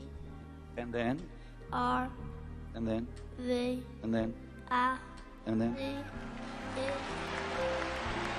How did all those people know how well he saw before? You know what I mean? Like, did they set the precedent? Like, it's all blackness. He's never seen anything. These are not people that ask questions, you know? Oh, right. God damn it. You're so fucking right, dude. I am so sorry. You're totally right. Hold up. Let's get to the good part. How do you end up on the floor? I don't know, but we're going to find out. That's the good part. Oh, fuck. Wait a minute. Pardon? Hold a minute. Say the alphabet and let's... Like, kids as pawns, man. Come on, dude. What letter is Hit that? him with a jacket already. And how about next to it? A. And then? R. And then? V. And then? A. And then? V. Nar. Come on, people. Give the Lord a mighty hand. Come on, goddammit. Jesus, thank you. Whoa. Will you give the Lord a mighty shout of hallelujah? What happened? He just cut to the kid on the floor. Maybe they didn't want to, like, show the kid actually getting, like... He just hit the deck. He just hit the deck. Wait, he's up again. He's up again. He's up again. He's up again. Let's see what happens here. Okay. Come glory. Come on up. Come on up. What you You need feel a nap, yo. Where do you feel bad now, kid? Hot. You feel hot? Yes. Look at your ears, they're red. Are you still dumb? Jesus, use him for thy glory. Somebody. Did the parents tell him what to do? What is this? Bro, when you're up there on stage and you're a little kid, dude, nobody's got to give you instructions. You just go along with shit. You know what I mean? I guess so. I guess Mom's been watching Benny Hinn every day your whole life. You know what I'm saying? I guess if you watch your grandma and your mom and your In the dad last days it shall come to pass, all says the fall Lord, down, you know? I will pour my spirit upon all flesh, and your sons and your daughters shall prophesy. Why don't you lift your hands and claim your children for his glory? Come on. Stand up and claim your children and your grandchildren. What? What does he want you to do? Claim your... Bring me your grandchildren. Bring me your children, your grandchildren, everyone. Buy a ticket. Buy a ticket. I need more attendance and more views on my YouTube channel. This is crazy, man. Why I chose this one in particular, because it was a kid, and I know that we probably can't spend too much more time on Benny, but yo, I don't know. I have a thing with like using children as pawns. Like, don't do this yet. You know, don't do this. Like, but again, who am I to say like he can't grow up in his own faith? So at the same time, I'm gonna make fun of you and your parents and your fucking parents, bro. And your fucking parents. So, on one hand, don't use kids. On the other hand, you know what? Nobody gets out of here alive. I'm also rationalizing that. Wait a minute. Laid that little guy the F out. His eyes crossed again and he fainted. What a savage, bro. It's in the Bible. That kid is regretting his entire life. Yes, he is. Well, he's regretting it now because looking back on the YouTube channel and people like me and Mixel are bringing you up. You're like, fuck, another. That kid checks the views of that video every day. He tracks. He's probably checking every hashtag. Like he's gonna like Midnight Media. Fucking what these fucking people are. To whom it may concern, please remove me from your. Yeah. Luckily, he's cross-eyed and can't write. Yeah, everything was fixed. And just bringing the kid up and going like, and just listing his afflictions, right? Because it's clearly a show for everyone that's crying in the audience, and that's what makes me upset. It's like, look at his cross eyes. Look at his eyes. Never worked. All fucked up. Look at his legs. Mismatched. Look at his arms. Fat. You can't barely use them. Look at his, like everything. Like, no worries. Let's itemize that shit. Knock it out for Jesus. Like. And give him the mic. You're all fucked up, aren't you? Yes, I am, Benny. Yes, I am. I've been fucked up forever. I've been fucked up for a long time. I'm just fucked up in general. Please hit me with your coat and unfuck me. Fucking A, man. So there you go. That's Benny Hinn. And good old Benny. Still on TV, still going strong. Yeah, and that's definitely in the Bible. So where we're going next is you wanted to do a detour because we got a little Mary Baker. We've been centering on religious-based flimflammery, but I want to get into a specific phenomenon of snake oil peddling, and not just as a catch-all term, but the actual sale of what they used to call patent medications. And this is the reason why the FDA, which used to be called the Pure Food and Drug Administration, the PFDA, right, was founded. Because people were dropping like flies, literally imbibing concoctions of just, sweat off a sewer rat and alcohol and fucking cocaine and all kinds of. Just deer penis and cocaine. I'm telling you, they didn't even put that much work into it. Getting a deer penis is too much work. I'm telling you, like, if you were lucky, you got something with cocaine in it. You know what I mean? Like Coca-Cola was back in the day. But most of the time, these things weren't that fun. One of the biggest, highest earning marketed brands of what's it called? Patent medication was called Hadacol. Hadacol, right? It was created by Senator Dudley L. LeBlanc. First off, what happened to names like Dudley though? Dudley. Where are our modern Dudleys? You know what I mean? Come on, Dudley. Hey, see if you can find this. It's Hadacol, Hadacol. Okay. An article in 1951 Newsweek said it's more than a patent medication. It's a craze. It's a culture. It's a political movement.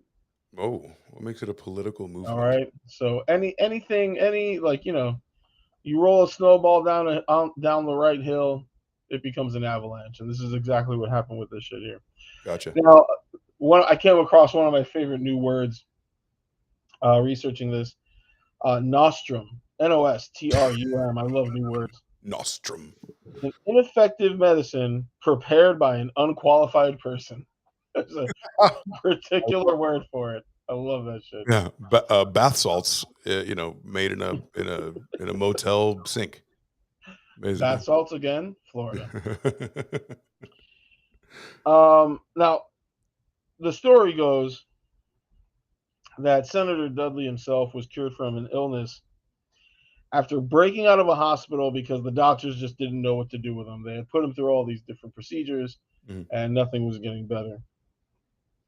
So he broke out of a hospital and went to a doctor that a friend had recommended in New Orleans, and he gave him a couple injections of a certain nostrum, a concoction of his own making, and he instantly felt better. His leg wasn't limp anymore. He could see straight. Wow. The pain in his stomach and his head went away. It's a cure all. And he said, "Hey, what's in that shit?" The doctor goes, "You think I'm going to give this to you?" Now, a seller of patented medicines, because Dudley had already been on the market before this happened, right? Right. Like you and me, he was a salesman. Obviously. And being a door-to-door back then was door-to-door. Okay. Yeah. Right. Feeling bad? We fucking just checking on you. Like, I have these tonics if you want them. I'm here at your house. So Buddy showed up to another round of injections, but this time he seduces the nurse. Oh. Steals the bottle. Love it. And gets this is the way the story goes. And he gets the top secret remedy. It's 12% alcohol, a mixture of B vitamins, iron, calcium, phosphorus, diluted hydrochloric acid. Shut up. And honey. Who doesn't love honey? Oh, just for flavor. For flavor. You're fucked, bro. You're fucked. What did you just take? Hydrochloric acid? Listen, it goes together like, fries and hamburgers, hydrochloric acid and honey. You gotta have them both. Yeah, and what else? What was after hydrochloric acid? Just a touch of honey. Honey. That's for the sweetness, baby. That's for the sweetness. And this guy was quite the salesman. He was already selling some bullshit. He was selling burial insurance. He had a pants pressing service. And also sold shoes, tobacco, and patent meds. So basically, he'd sell you the how to call. He'd kill you. Before that, he'd sell you the plot. Make sure he pressed your pants for the funeral. Right? He's just like a one-stop fucking charlatan, just draining everything. One-stop shop, bro. Wow. He was killing him and chilling him. I'm telling you. Now, this guy when he figured on the perfect mixture that wouldn't kill you, would get you a little bit drunk, and the hydrochloric acid, of course. What? He knew how to manipulate media, and he found his success when he just canvassed all of Louisiana and some of the surrounding states with radio ads. That was a cure for and he would do it in French, Cajun, Patois, and English, and advertise it as a cure for asthma, rheumatism, and diseases of the blood. That's ridiculous. Good health is life's greatest blessing. And he was really good with the testimonials. He would always include testimonials. He would sometimes share their names and home addresses and their phone numbers. Call them if you want to. Go visit them. They'll tell you how good this stuff is. They're all dead from hydrochloric acid poisoning. Are you fucking kidding me? And bro, in 1950 money, he had made $20 million in 22 states. That's like $1 billion. More than any other patent medication on record. Wow. And a patent medication specifically is like a tonic, like nothing that was prescribed by a doctor, but like a snake oil salesman can do it. Right. It's an old practice, and here in the United States, it goes back to the old West. That's right. What I mean? That's right. And he was very good at dodging the FDA. You know what I mean? He would adjust his because at that point, like, the FDA was going after if you claim that your medication did something that it did not do, or it contained an ingredient that it did not have, they would pin you for that. Now, some states would enforce more than others, and he had all of his ingredients listed on the sides of his delivery trucks. But if he was going into a state where he knew that they would enforce, he would literally have them painted. So these trucks would be driven around with a can of primer. Gotcha. Okay? That's right. Dudley did you in. Dudley, you're a fucking what a dick. I mean, but you have to know your fucking angles, bro. That's where you got to go. And to put a visual to it is like imagine Django, right? The movie Django. Instead of Christopher Waltz's dentist caravan type trailer, it's a guy who just get out and like open up everything, right? Like a chuck wagon almost. And he'd have like tonics and bottles and shit. Probably things with like dirty water that he got from a creek, and now he's calling it like hair juice. Exactly. You know, Mr. Mortimer's hair juice. It's just a smashed blackberry with like rum. You know, and a lot of them would say they're from the Far East or darkest Africa. You know what I mean? Shit like that. Not Dudley. Sounds like a nice name. We call him Dudley Yeah. Do Wrong. Dudley Do Wrong. Dudley Do Wrong. Dudley Do Wrong. Why are you doing this wrong, Dudley? So there was one point he had to take off the claims of that it restored a youthful feeling and appearance and cured some diseases outright. And he had to whittle it down by saying that the therapeutic value, that there was no therapeutic value other than that resulting from the dietary deficiency of the ingredients it contained. So if you didn't have enough hydrochloric acid in your diet, it'll be a net positive for you. Hadacol would cure that for you, right? It's a net positive that we have so much Hadacol and a little bit more hydrochloric acid than before. I know you're lacking in that, and I want to make sure you have it. And it was just an interesting twisted concept that he would use. That basically it was like Hadacol was good for what ailed you, so long as what ailed you was what Hadacol was good for. Exactly right. It can't just be right. You're not going to overextend the Hadacol. It's not the Hadacol's fault. What do you got? I mean, it can work for blindness. It can work, maybe, but I mean, definitely does it? No, and not according to the FDA. But I wouldn't tell the FDA that. But this guy, bro, let me tell you, this guy didn't stop at radio. He didn't stop at going from going town to town. This guy had road shows that were like fervently chased around the United States. Everybody wanted to be at the Hadacol Road Show. You're talking about 10,000 people. The admission was Hadacol box tops. You'd have Dixieland bands playing the Hadacol Boogie. You had a swimsuit show. All right. It was awesome at marketing. And the biggest comedians, actors, singers of the day were there. Groucho Marx was there. Judy fucking goddamn Garland from the Wizard of Oz, the darling of the day, was there. Carmen Miranda was there.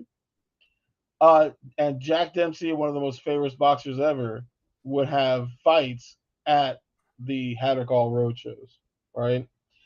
And let's not forget, this is Senator Dudley.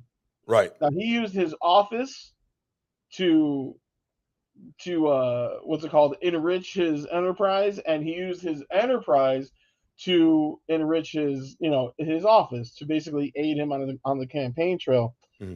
To the point that when he was running against, at one point, another guy for the governorship of Louisiana, and the only way that the other guy could compete was he had to come out with a tonic of his own. Oh, of course, the free market. Except you can't have it with hydrochloric acid. You have to get yourself some muriatic acid now. Muriatic. It's all the same, except it's muriatic instead of hydrochloric. Tree stump melting muriatic acid. Yeah, Fuck you can't take that. At this point, it's and that's, ladies and gentlemen, is how Visine was born. It's just like trying shit out, bro. But I don't know. You got ghosts in your blood. Put some cocaine about it. Well, I'll tell you one thing. One of these tonics that actually stood the test of time, ended up actually accidentally probably being therapeutics, is Vicks Vapor Rub. Bipapuru. Bapuru. Oh, and just so all you know, a Latino mom will have you eat Vicks Vapor Rub. Oh, yeah. Does your tongue hurt? Put it on your tongue. All that. What's up, Joey? My man. Let's say a teaspoon of honey makes the medicine go down. He said, Visine, haha, Clear Eyes, bro. Yeah, you're right. I'm sure like the competing tonics eventually somehow became each other's, it just went through media and through thousands of fucking different iterations. But Hadacol I read here that Hadacol, they tried to in 97 bring back the brand. And they were like, let's kind of rework what's in it. And it didn't take. Let's just say I think everybody knew it had acid in it by then. They were like, nah, I'm good. I'm good.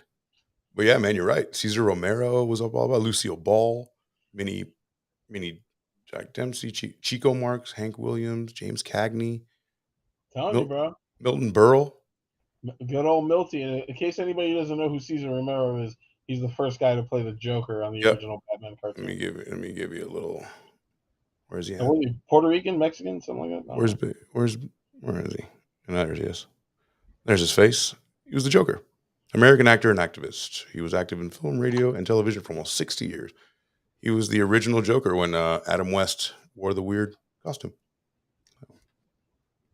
And Hank Williams, man, look at him. I'm on Had a Call right now. Bing, bing, bing, bing, bing, bing, bing, bing, bing, bing, bing. It was all about I'm on it right now. It's fucking I'm all helped up on Had a Call. It's fucking helping.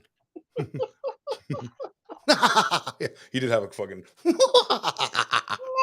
very different, for real. He has one of the good ones. So that's Had a Call. That was a great U-turn detour. That was a great detour because we hadn't even talked about that. I like that. I like that a lot. Fucking Had a Call. I just want to tie this in with our faith healing, just to read you just a little excerpt from an ad. Of course. And this is from a great book. If you can get your hands on it, I don't think it's in print anymore. It's called The Medical Messiahs. So it's a book I've had for a long time by a guy named James Harvey Young.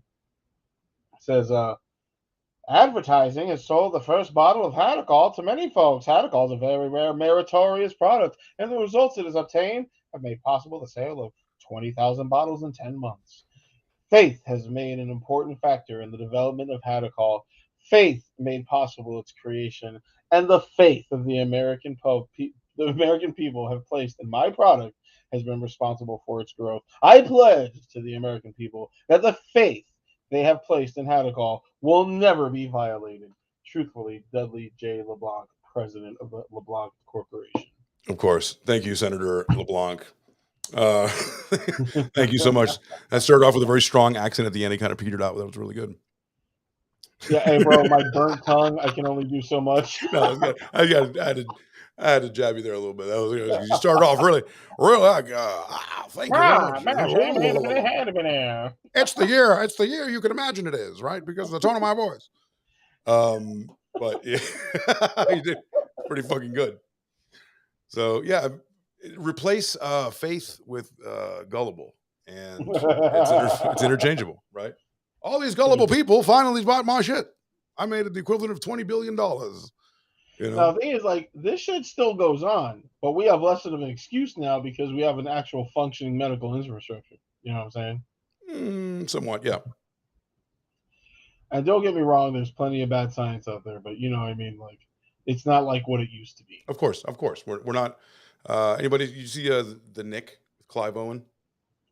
I have not. I want to, though. It's a turn of the century, the Knickerbocker Hospital in New York. If anybody has a moment, go check that out.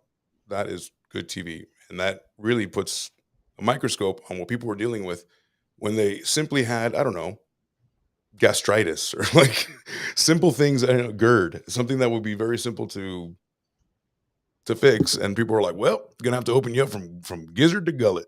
Cut your legs off. Sorry, man. We got to drain you from your, we got to hang you upside down and cut your eyes out. It's the only way. And then however they learned how to do that, then, they were like, well, my grandma told me, so it must be real. And no one's That's made a nasty cough. I think some electroshock therapy is in order.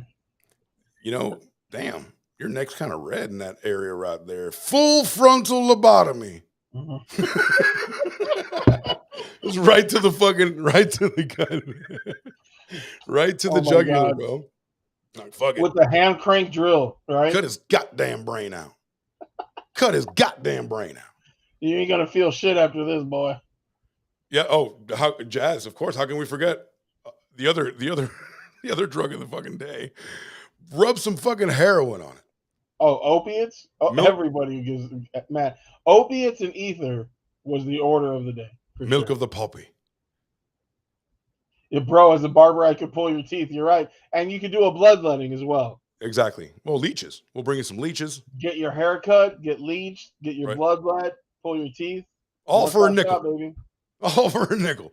I like a shower, a woman, bloodletting, leeches. I want a mani-pedi in a room for the night. And here's a nickel. That's right. And do some sweet, sweet bloodletting. Sweet. That's in the Bible. Yes. Let the hate flow. No. Vaporu. Is the miracle cure. You know it. Vaporu. I used to get it underneath the shit. I hate it now. I can't do it. I will not do it. But it's still offered to me always. I wish I could do that at the barbershop, dude. Right? Just put your 10-gallon hat down, take off your spurs and your chaps, and soak yourself in it's basically Red Dead Redemption, where you just sit down and soak in a hot tub that two maidens with no bra and a very deep V, with those flowy things, right? And then it's all a nickel. Both of that in the game of poker. Yeah. Just toss an undescribed nickel or some kind of a coin to some guy behind a bar. I forget who's got that bit. What did things cost? Louis C.K. Louis C.K. Yeah, Louis C.K. Here's some money. That should suffice. You put a nickel and it bought you one shot of whiskey. You put down the same coin, you got a hooker, a bed for the night. Yep. You got your horseshoed. You know what I mean? I want a new pair of boots and a new hat and a woman. And here's just a nondescript sack of coins. That should be enough. Or the villain that's yes, I want you to take care of this at midnight. And here's just a coin purse. That should suffice. That should suffice. That's all. No, those are medieval movies, like Robin Hood movies. You can always pay somebody off with a leather sack that just jingled. Yeah, nobody knew how much was inside of it. You're paying some goons off to do some dirty work for you, and you're just in a high level, you're above your station, and you're meeting them in a back alley by a canal. It's take this. They're how much is in it? I don't know. I just took many coins from my coin chest. And I put them in it's where I keep my coins. I brought them and put them in there. And now you have a sack, and it should suffice. What if it doesn't? Who do I come to see? I would love to see that sketch. Hold on, dude. Hold on. You're not just gonna give me this fucking sack. Where do I find you? What if you don't have it? What if I need more of this? What if this is all wooden? What's going on here? What if it's too much? How do I know where to give it back? Get the fuck out of here. The fuck out of here. The fuck out of here. So, yeah. Oh, you know what? Okay, it's time. We spoke about one of my favorite movies. It's not in my top 20 or anything, but one of my favorite movies from back in the day. It's when Jim Carrey started getting really kind of branching out into different things that we're not used to seeing him in, after all that kind of stuff that he used to do. Oh my God, I'm so sorry. Jazz, you've been holding on for so long. I'm such a bad host. Here's Jazz. He gave him a straight fuckata with the jacket, but he didn't want to show us. He didn't want to show us the abuse that poor child. These super churches are scary. Scary as fuck. Couldn't be me. No, you're too enlightened for that. There's too much. You have your own spiritualism going on, where you're in tune with nature and the heavens. I don't think you'd be stuck in that kind of cult. I don't think so. So, thank you. I'm so sorry you waited so long for that. So anyway, Man on the Moon is what I'm talking about. Jim Carrey when he plays Andy Kaufman, and I want to play not only what this looks like. I don't know. I'm sure if everyone saw this, but it's Andy Kaufman ends up getting a tumor. Spoiler alert from a movie that's 20 years ago, and he's trying to desperately get it fixed, and he goes all over the world, obviously, to try to do this, but he's dying, and it's a really poignant scene from Jim Carrey, but also it kind of shows you in this one scene, and he does such a good job of when he realizes he flies halfway across the world to fix himself, to take a chance on some shit that's not probably real, and then he lays down, he has all his hope in this, and then he realizes, fuck, this is a scam. This is bullshit. Yeah, so it's definitely one of the most cathartic scenes in any movie. Mm-hmm. It's a really good bit of performance for sure. Mm-hmm. Yeah. Okay. Let's take a look. Let's make sure we got some volume here for the peoples. This is where Kaylee lives. And let me know if you guys. Oh yeah, that's right. And Rocksteady lived there, and yeah, a lot of people. Bob Sapp is there right now. So that's where we had interviewed Bob Sapp last year, from Thailand. It was right. Awesome. That's mm-hmm. right. Yep. All right. So here it is. Might be the Philippines. Is it Thailand or the Philippines? Philippines, maybe. Fuck. Sorry, Thailand. It's all the same.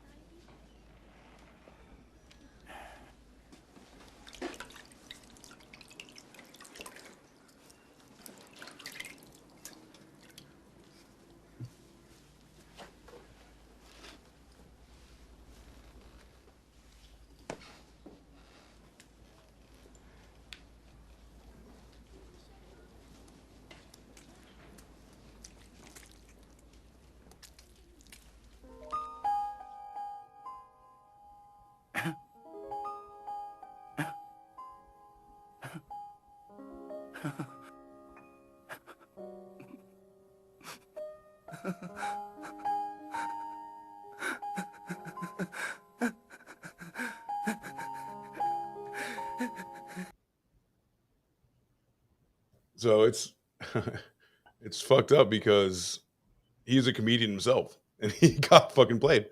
So yeah. And here's the actual. Here's what that looks like almost in real life, if you will.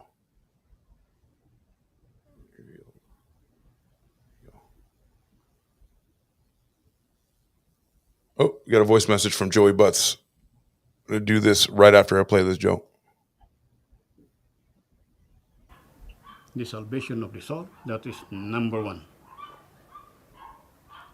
Faith in our Lord Jesus Christ. I do healing. When you're cured, I say, it's Jesus Christ who cured you. Right, so first he says that. Right. You got to have that. You got to have that. And that's the end. But this is what happens first.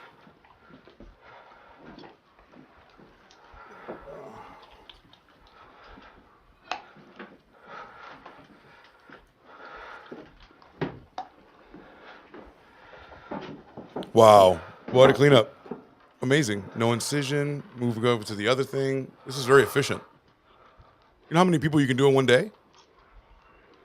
The Amazing Randy actually debunked some of this shit. He showed how they did this, actually.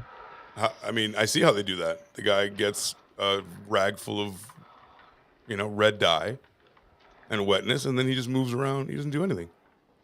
He takes the thing out of his hand. Usually it's chicken guts or some shit. Yeah, whatever. Exactly. To make it sure. But look at that. Oh, maybe scratch him a little bit. Gummy worms. And then pull them out.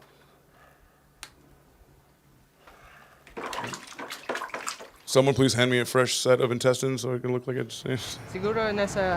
So that is where the Man on the Moon thing comes from. If anybody ever saw that movie or can make the correlation, that's another faith healing thing where it's, how do you, after the first, second, third, okay, I'll grant you 8. 8 patients come to see you.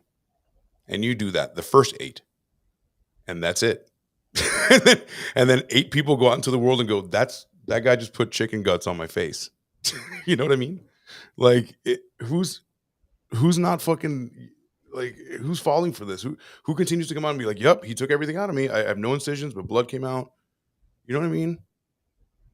Well, and see, this is the thing. Like again, us being in the Western world, not being desperate, you know what I mean?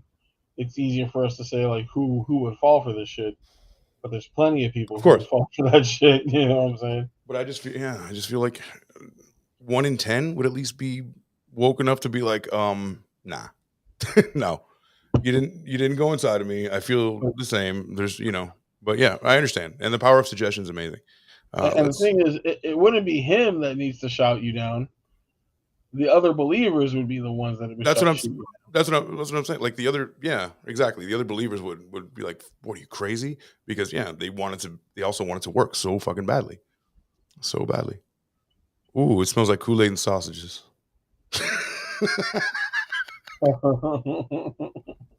Here, take this satchel of coins and purchase me a donkey and 2 pumpkins and a barrel of cider from the village. and a quiver for my arrows. The barrows and a quiver for my arrows. They're barren. Yep. That's it. So that's the tumor man on the moon area there that I wanted to explore because that was a good suggestion as well. So that's another avenue where people and not limited to Europe and America. So this also happens a lot in Asia. Oh, absolutely. Yeah, where I would imagine there's a lot more snake oil. Literally, I'm sure there's literally snakes in oil that you can buy that makes your taint better, or like. And remember, if that was the Philippines is more Catholic than the fucking Vatican. You know what I mean? That's true. That's absolutely that's where on Easter, like this past week, they reenact the Stations of the Cross, and they actually flog themselves, and they actually crucify themselves. That's right. I remember. God, what is that called? There's a special word. That's another word that I like. What is it? Flagellation. Flagellation, right? Flagellation's farting.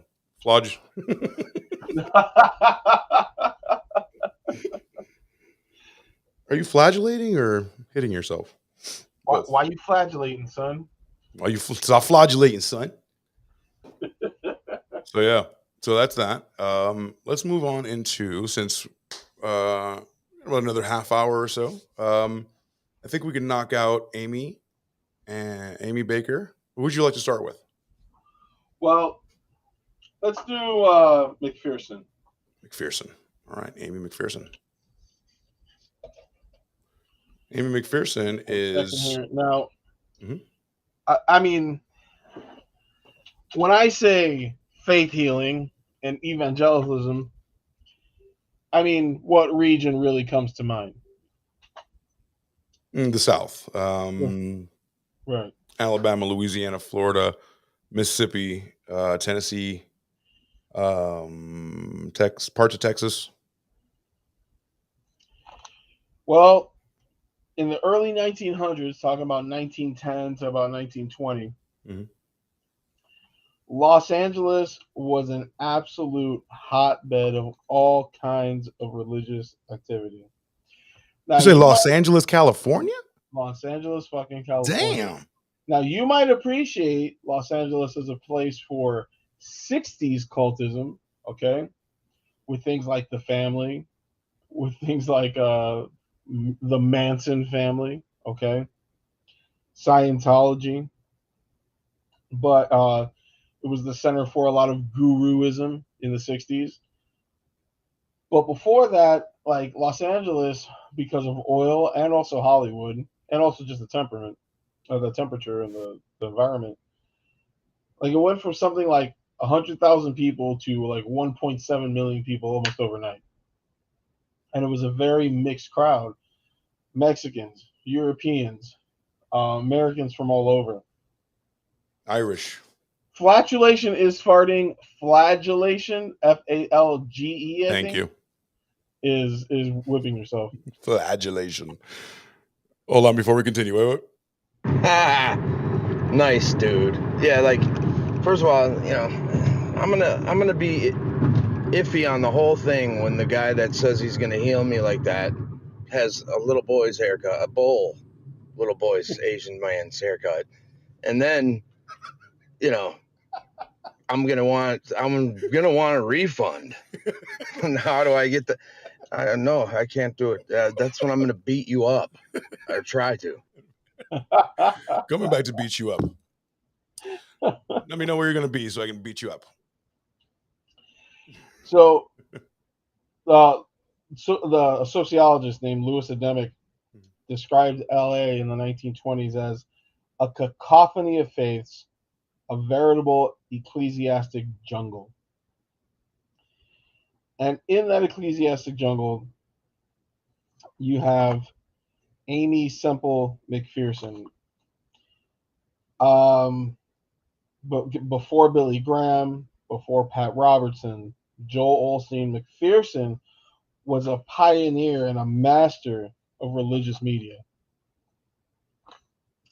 She would put on like stage shows. She brought real showmanship to the message, right? She would put on, like, instead of just having a gospel read, they would act out with a cast of like dozens the actual Bible story, whatever it was that day. They were housed in a $1.5 million, this is 1920s million, right? Domed cathedral that was made to look like a mix between like Rome and, you know, like far Istanbul almost at the same time. Attracted a huge body of parishioners and garnered a worldwide audience through KFSG, their radio station that went as far as Australia and Japan. All right. So she had massive reach. It wasn't just like it wasn't just like unlike any other. Think about the time we're in. First of all, like we don't even have parabolic antennas before. These people are fucking, you know, reaching out to other continents. So this is unheard of, just to set that table, because that's not normal for people to have that kind of reach. It's like she had like fucking 50 million followers on YouTube, and everybody else is like, what's YouTube? Just like their circle of people only know about their shit. So yeah. She had a magazine, she wrote books, okay? And the parishioners would queue up like an assembly line. I mean, just wheeling in one door on their, you know, through one door on their wheelchair, or crutching in on their crutches and walking out the other side. And when everybody had gone home, I mean, it was just littered with, you know, the apparatus of cripples. You know what I'm saying? And she was super, super famous. But one thing that she did that not a lot of other leaders did was that she did not exclusivize spiritual gifts. She didn't say like, "Oh, this is only through me." She really said that, you know, anybody, any honest person can spread the word of God. And for that, like, I really get, like, with her story, I really get like the air of a true believer. And not only did she do faith healing, she actually did actual healing, all right? Her public commissary, the Foursquare Ministry, fed and clothed millions of LA folks. And these are, you talk about LA is, people are just, this is still the westward expansion, you know what I mean? Just a little over 100 years ago. People are still coming there that just couldn't make it anywhere else. You got people there. Again, she just had like, she also had like a ton of people. Sorry to cut you up. Like she had tons of people like joining her every day too. Exactly. It wasn't just like I have to talk to this pool of people, which was huge already. She's fucking expecting people to come off the boat like ready to talk to her as well. She actually fed and clothed more people than the public welfare services. This might be my favorite one. This is the best one I've ever seen. She served blacks and Mexicans through the front door. Despite segregation, she did masses in 5 languages and just had direct contact with the poor. She would go out to the tent cities and minister. I feel like she's more like a Mother Teresa than like a traditional, like, she was too pure, you know? She seemed pure, right? Well, she wasn't without her scandals. There's one point where they thought that she faked her suicide. She disappeared for, I think, about 6 months. They think some people think that she had a crisis of faith and then she came back. But she had 3 marriages. You know what I mean?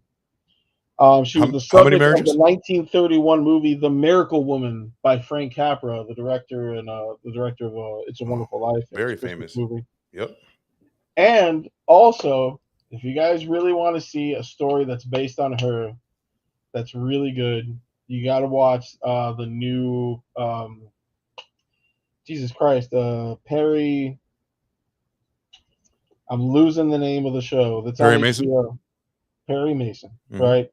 The first season of Perry Mason, Tatiana Maslany plays a character called Sister Alice McKeenan. Oh, okay. So a bit of a play on that. It portrays her as a true believer who's pimped by her mother and also who's funded by money launderers. They're the ones that paid for that $1.5 million house of worship. And they expect a return on their investment through money laundering services. Gotcha. But yeah, that's Amy Semple McPherson.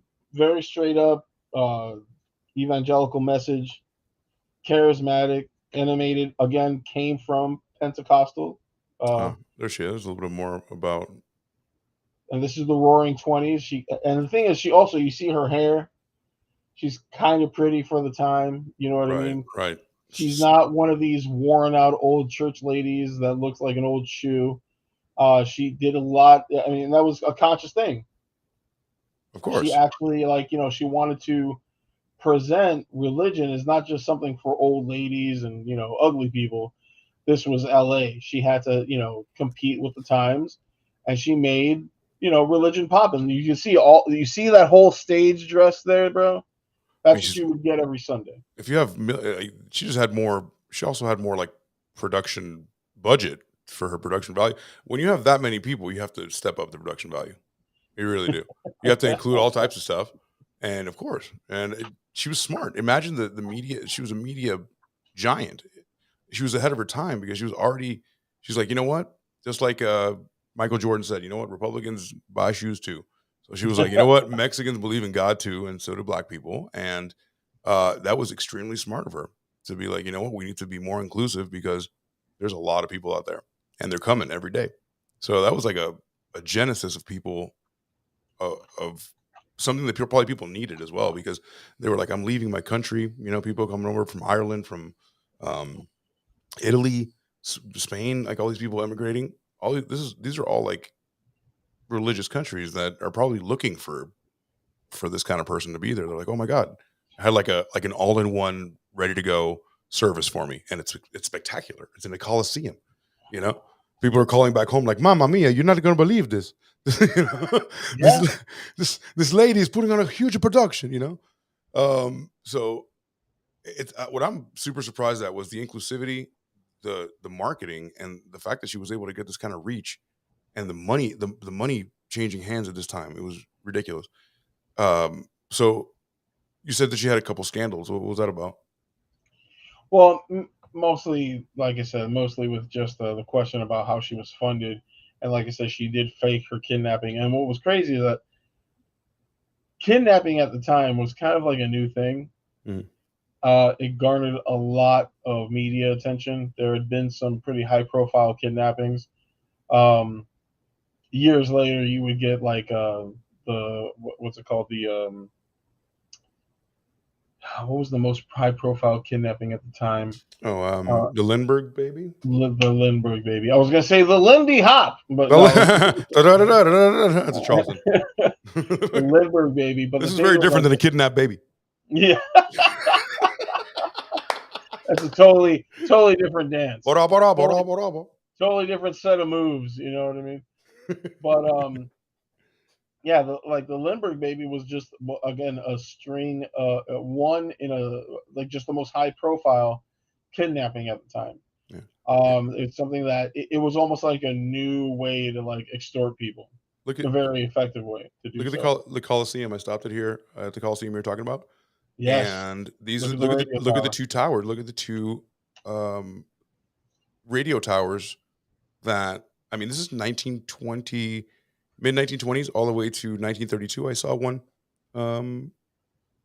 calendar earlier in the video, but look at this. These are huge. I mean, not the cops don't have this. The federal government doesn't have this. Like what? Nope. You know what I mean? So this is a big time operation. This is like this chick is online. And she was very much online, and a lot of people heard the message. And I'm telling you, you've got to see the show and how to monetize the Perry Mason show. It's really good. Will do. Yeah, I skipped over it. It sounded like something that I don't know. I know it was like a late 70s or 80s show, but I heard they did it really well for HBO. Well, no, the original Perry Mason I think was the 50s and 60s. Actually. Oh, they must have. I think they redid it twice. There was a Perry Mason back in the. Oh, there was one in color. You're absolutely right. Yeah. But yeah, you're right. Everything comes from something, man.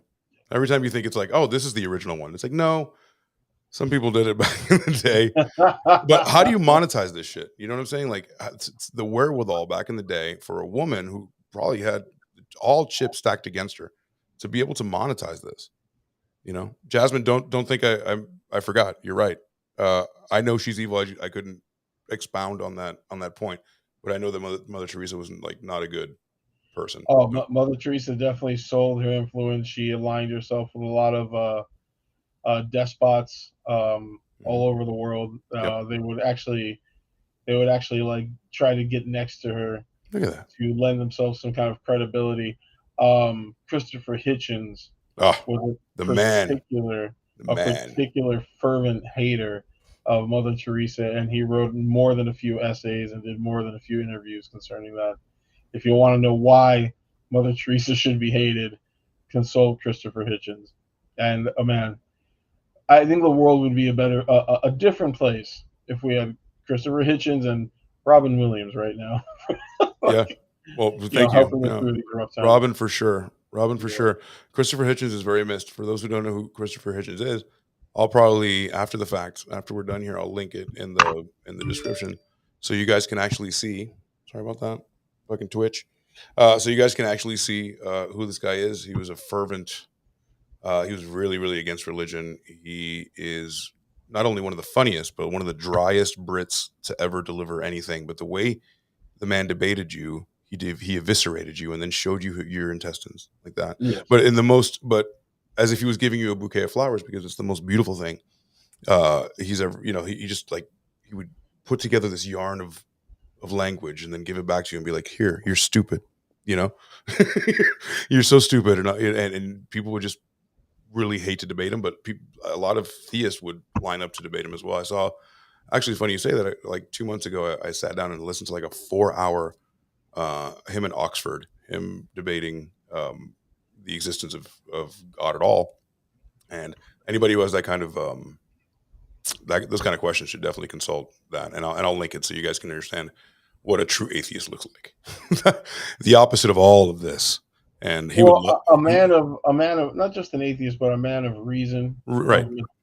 And wasn't afraid to be himself, wasn't afraid to be different, and to take on everything. Started off as a staunch socialist leftist, right? But when those causes stopped making sense, kind of went a little bit to the right. No, not all the way to the right, but he wasn't trying to check the boxes of any particular group and fit into a certain mold. Christopher Hitchens believed in Hitchenism. You know what I mean? He believed in himself, and he believed in reason and what was there to be seen. But a lot of people can feel that, but never know how to communicate that. And he had the thoughts as well as the mechanism to communicate it better than anyone I've ever seen. Oh, and he's got a particularly great diatribe. My God, against Joe Smith and the Mormons. Oh my, it's amazing. It's amazing. That's for another one. You know what we can? I just had an idea, and that's the way the show is. In a month, 6 weeks, whenever you're ready again, we'll do one of these, and we'll do it just about atheism. Yeah, absolutely. And we'll check out some good Hitchens debates and shit like that. I would love that. And then we got to do a fun one. This is fun. You don't think this is fun? No, this is fun, but it's also hard hitting material here. You know what I'm saying? But this is my favorite type of fun. My favorite type of fun is laced with the brutality of how absurd things are, learning, and then also fucking making fun of things that I can. And well, when I say a fun one, I mean we gotta just do one that's just fart jokes. You know just looking at one. I'm trying to find a good partner for.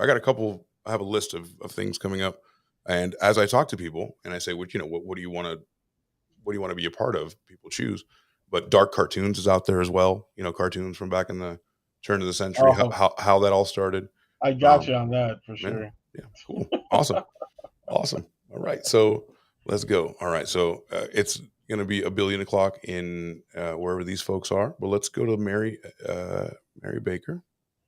Now, Mary Baker Eddy and Christian Science is I wanted to say this for the last because this is probably the darkest shit that we're going to deal with in the show. Cool. Right? I love it. To be clear, Christian Science is not Christianity, nor is it science. It's not claimed by Christians. It's definitely not claimed by scientists, right? That's right. Mary Baker Eddy came up. She was born in 1821. She came up in what's called the Burnt Over District, which is like Western New York, New Hampshire, which is in 1821, almost 100 years before LA. It kind of had the same thing that LA had going on. It was a hotbed of religious activity. This is where you get Mormonism from. This is where you get Seventh-day Adventism from. This is where you get Shakers from. Okay. A lot of Pentecostalism.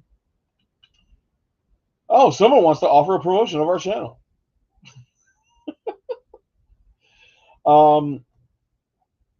And what came up here was just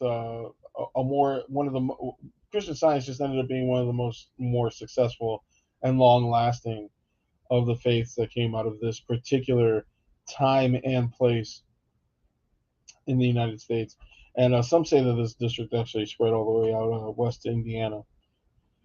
And basically, in a nutshell, Christian Science is founded on this idea that all matter is a projection of God's mind.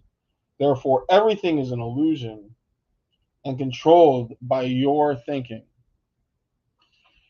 To follow after God is to follow your thinking. You know what I mean? You subtract narrow theologies and step into perfect health, which is God. Perfect health is God. Your thoughts drive you into sickness. Your thoughts can drive sickness out of you. They did not believe in, they rejected certain parts of the book of Genesis, in particular, the part that says that man came from dust and from dust he shall go back. They reject that. They call that the dream of Adam, or the myth of Adam. Okay. They reject the whole thing with women coming from Adam's rib.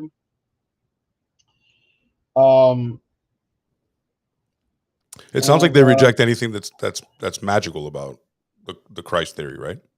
Well, they just subtract, traditional Christian magical thinking for. So what happens with Jesus coming back and resurrecting? Well, I'm not too sure about that, but they did have, she wrote a book called, their Bible is something called Science and Health with Key to the Scriptures. It's a book that you have next to your Bible when you're reading it, which very much tells you, in no uncertain terms, what to believe from the Bible and what not to believe from the Bible. Okay? And it takes, all religion, we had on this the other day when we were talking, that one thing that all religions do, right, is that they set up the promise of some elsewhere, right? Whether that's heaven, all right, like Jesus had heaven. Christianity has heaven. Socrates had the land of perfect forms, where everything exists in its perfect state, and it becomes less than in the world of humans, right? In the world of matter. Guys like Nietzsche, guys like Christopher Hitchens will tell you that this otherism is where religion fails people, right? That all there is here and now. All there here is the material world. And in a big way, one of the most dangerous things about any religion is that they regard this life as illusory and heaven as the real place. Like, this life is God's waiting room. This is where we are earning our spot for the reality of heaven. Right. And I told you the other day, that's my main issue with these kinds of religions, is that it minimalizes and mitigates this life. So it's basically you're living as a serf here, in the promise that, the next life is going to be, you're going to have a castle in the sky or whatever you deserve. And that hurts. That hurts because, what's real is tangible now. So I'm really on the side of Christian Science. Send me the book. I want a pamphlet. No, but the Christian Science believe that to an extreme, right? They believe that all matter that you see in front of you is all an illusion. Okay? Oh shit. They believe that I knew it. And because matter, including your body, doesn't matter, all right, Right. that it's not of any real importance, and that it's all an illusion,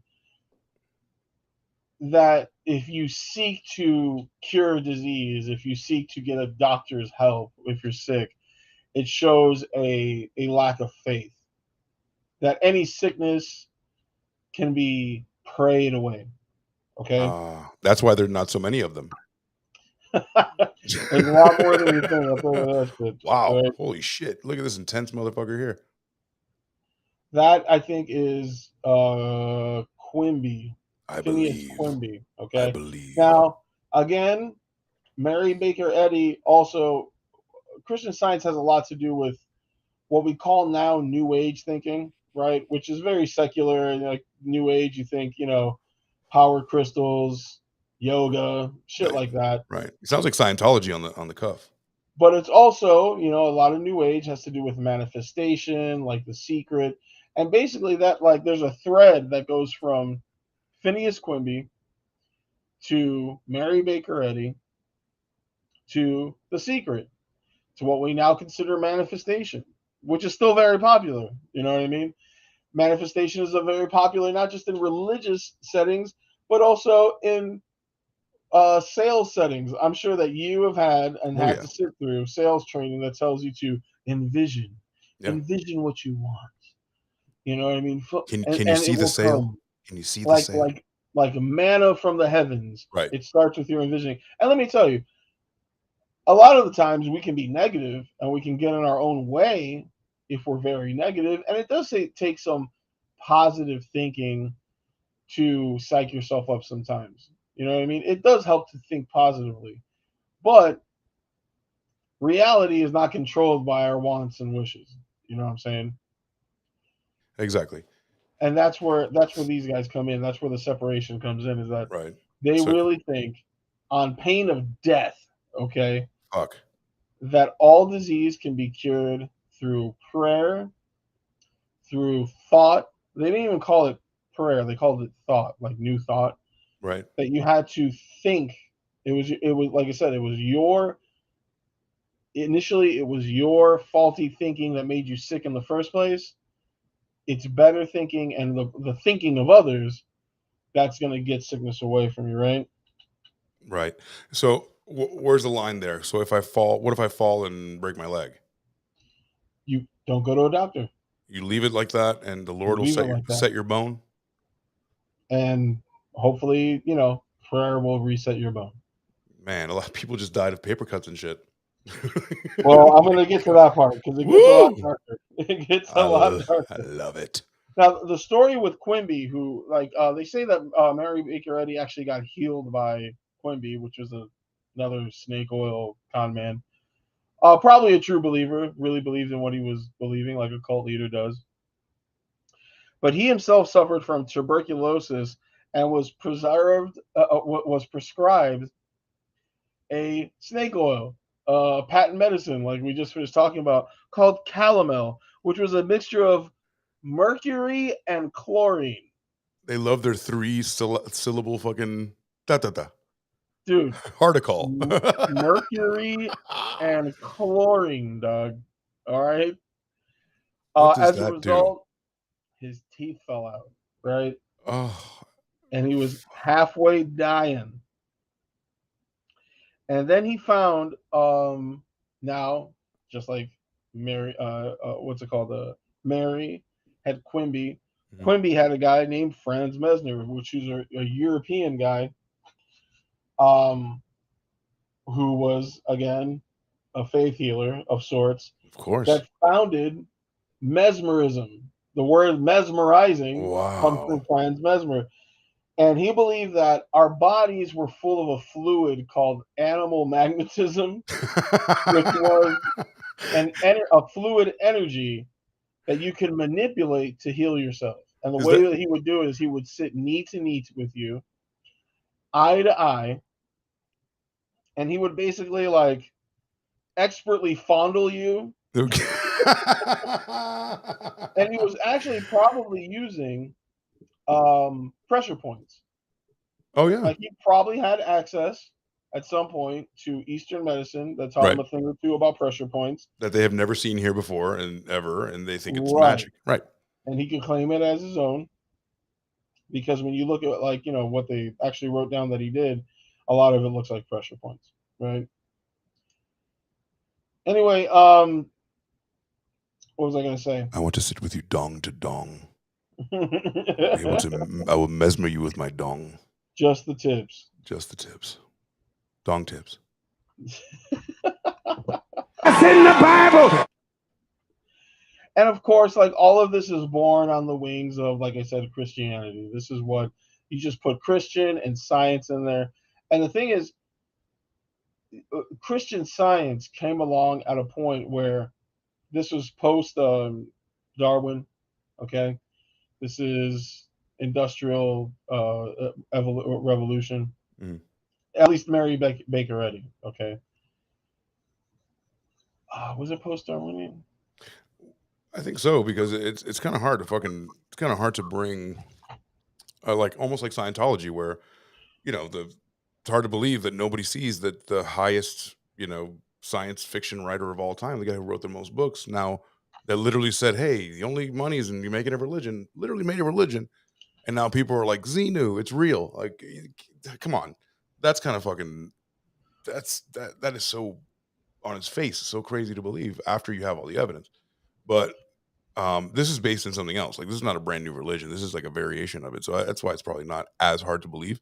Plus, a lot of like, maybe, I don't know, it's a cross between, like, I was gonna almost say like this is more for like more grounded Christians that like don't believe in all the hocus pocus, but that's bullshit, because they won't even set their bones. So you had me in the first half, Christian Science, but but I see your ass.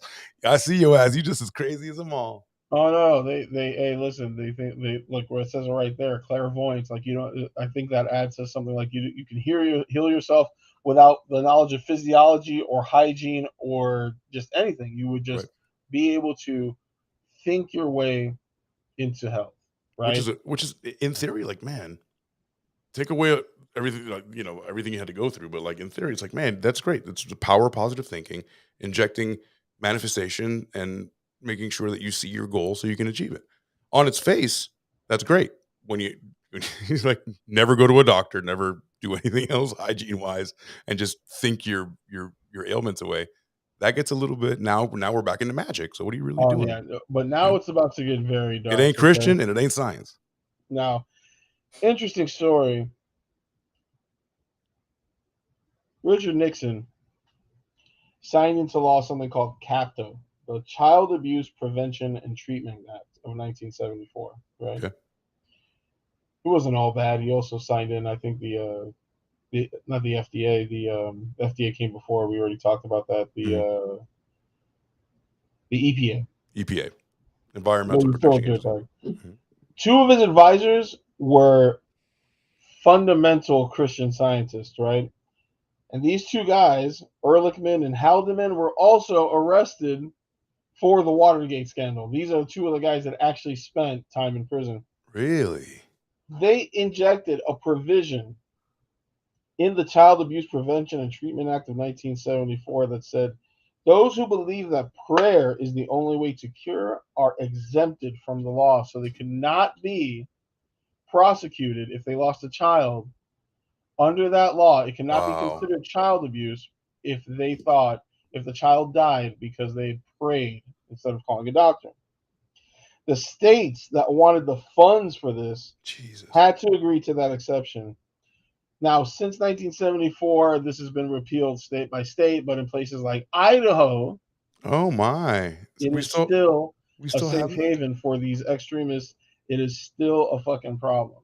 What about Utah? I feel like would be another, like a very pious state that would probably. Oh no, and the thing is, there's Republican, conservative politicians who will uphold this madness, right? Because of the slippery slope. Oh well, if they come for the Christian scientists who are obvious whack jobs, they're going to come for our religion too. Right, so we can't even get started, right? Well, let's go over a body count real quick. Sure. Of what? This is just a short one of the children that Christian Science is basically murdered. Good Lord. Okay? Good Lord. 2010, Neil Bigley, toddler, curable bladder blockage, killed him. 2011, the parents of one Ayanna Weiland ordered by the court to treat a growth that would have blinded her if the court had not stepped in. Another same year, Dale and Shannon Hickman, second-degree manslaughter for not treating their newborn of a simple infection. A newborn. 1989, Ian Vunman, age 11, untreated diabetes, dead. 1977, 16-month-old Matthew Swan, after a spiritual treatment did not cure his spinal meningitis, he succumbed to the disease. Same year, Austin Lewis Sprout, 16, died of a simple ruptured appendix, something that we go to the doctor for commonly, right? Of course. Well, run to the doctor because you'll die of Amy sepsis. Hermanson, 7 years old, untreated diabetes. Same year, Robin Twitchell, 2 years old, died from twisted bowel syndrome, another easily treatable situation. Of course. 1998, 2-year-old Harrison Johnson, stung 432 times by a swarm of bees. Parents called parishioners and friends to pray for him before they called the 911. And by the time medics had got there, he was already dead. Whoa, who called 911? They're all getting excommunicated from the church. Exactly. Oh, right? Wow. And these are and these are Christian scientists, Joe. They're scientists. Now, just to give you an idea of how mainstream this is, Christian Science Monitor won a Pulitzer Prize. You will see their movie reviews constantly on posters. Hollywood still uses their reviews to be featured and plug their movies. And 2,000 Christian reading science rooms still exist worldwide. And that's just a sampling of the children, of the people. Yeah, people in who general. could have been alive, you know what I mean? Sure. If they had availed themselves. Now, one thing that when I argue for atheism or against blind faith, because I always call myself like a 3/4 atheist. Mm-hmm. You're agnostic. Not that I believe in supernatural power, which I do not. This is the only world that we have, this material world. There's nothing else. But there are really good things that that are in the Bible, that are in different works of faith and stuff like that we can still use practically every day. I always say, like, find me a better definition of love than Corinthians 2, if you can. You know what I'm saying? Sure. If you just saw that written on a wall, you don't need faith in God, heaven, hell, ethereal planes, saints and sinners, and all that shit to know that is worth it. You know what I mean? That's the best definition of love that you're ever going to get. That's true. There's some parts of it that are unmatched. It's amazing. But what I say, like, I've argued this with my parents. I was like, I tell them, Christian Scientists, right? If we were Christian Scientists and we weren't just Christians, if I got shot in the stomach right now, you would pray over me, but you wouldn't take me to the hospital. That's pretty crazy, right? Oh, yeah, that's crazy. Those people are nuts. That presents a pretty big, distinct break in somebody's reasoning. Yeah. Right. Oh, for sure. Yeah. Absolutely. Very stark. What I say is, well, that's one big gap in reasoning.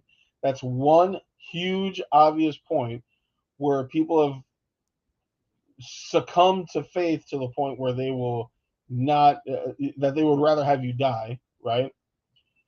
Well, because to them, dying isn't bad. Also, like, for them, it's like dying is like, I go home to the Lord. So that's the other thing. It's like going home, like things like euphemisms. Like I get it. Yeah, and that's common amongst all people. You know what I mean? Like when I go to funerals, I always feel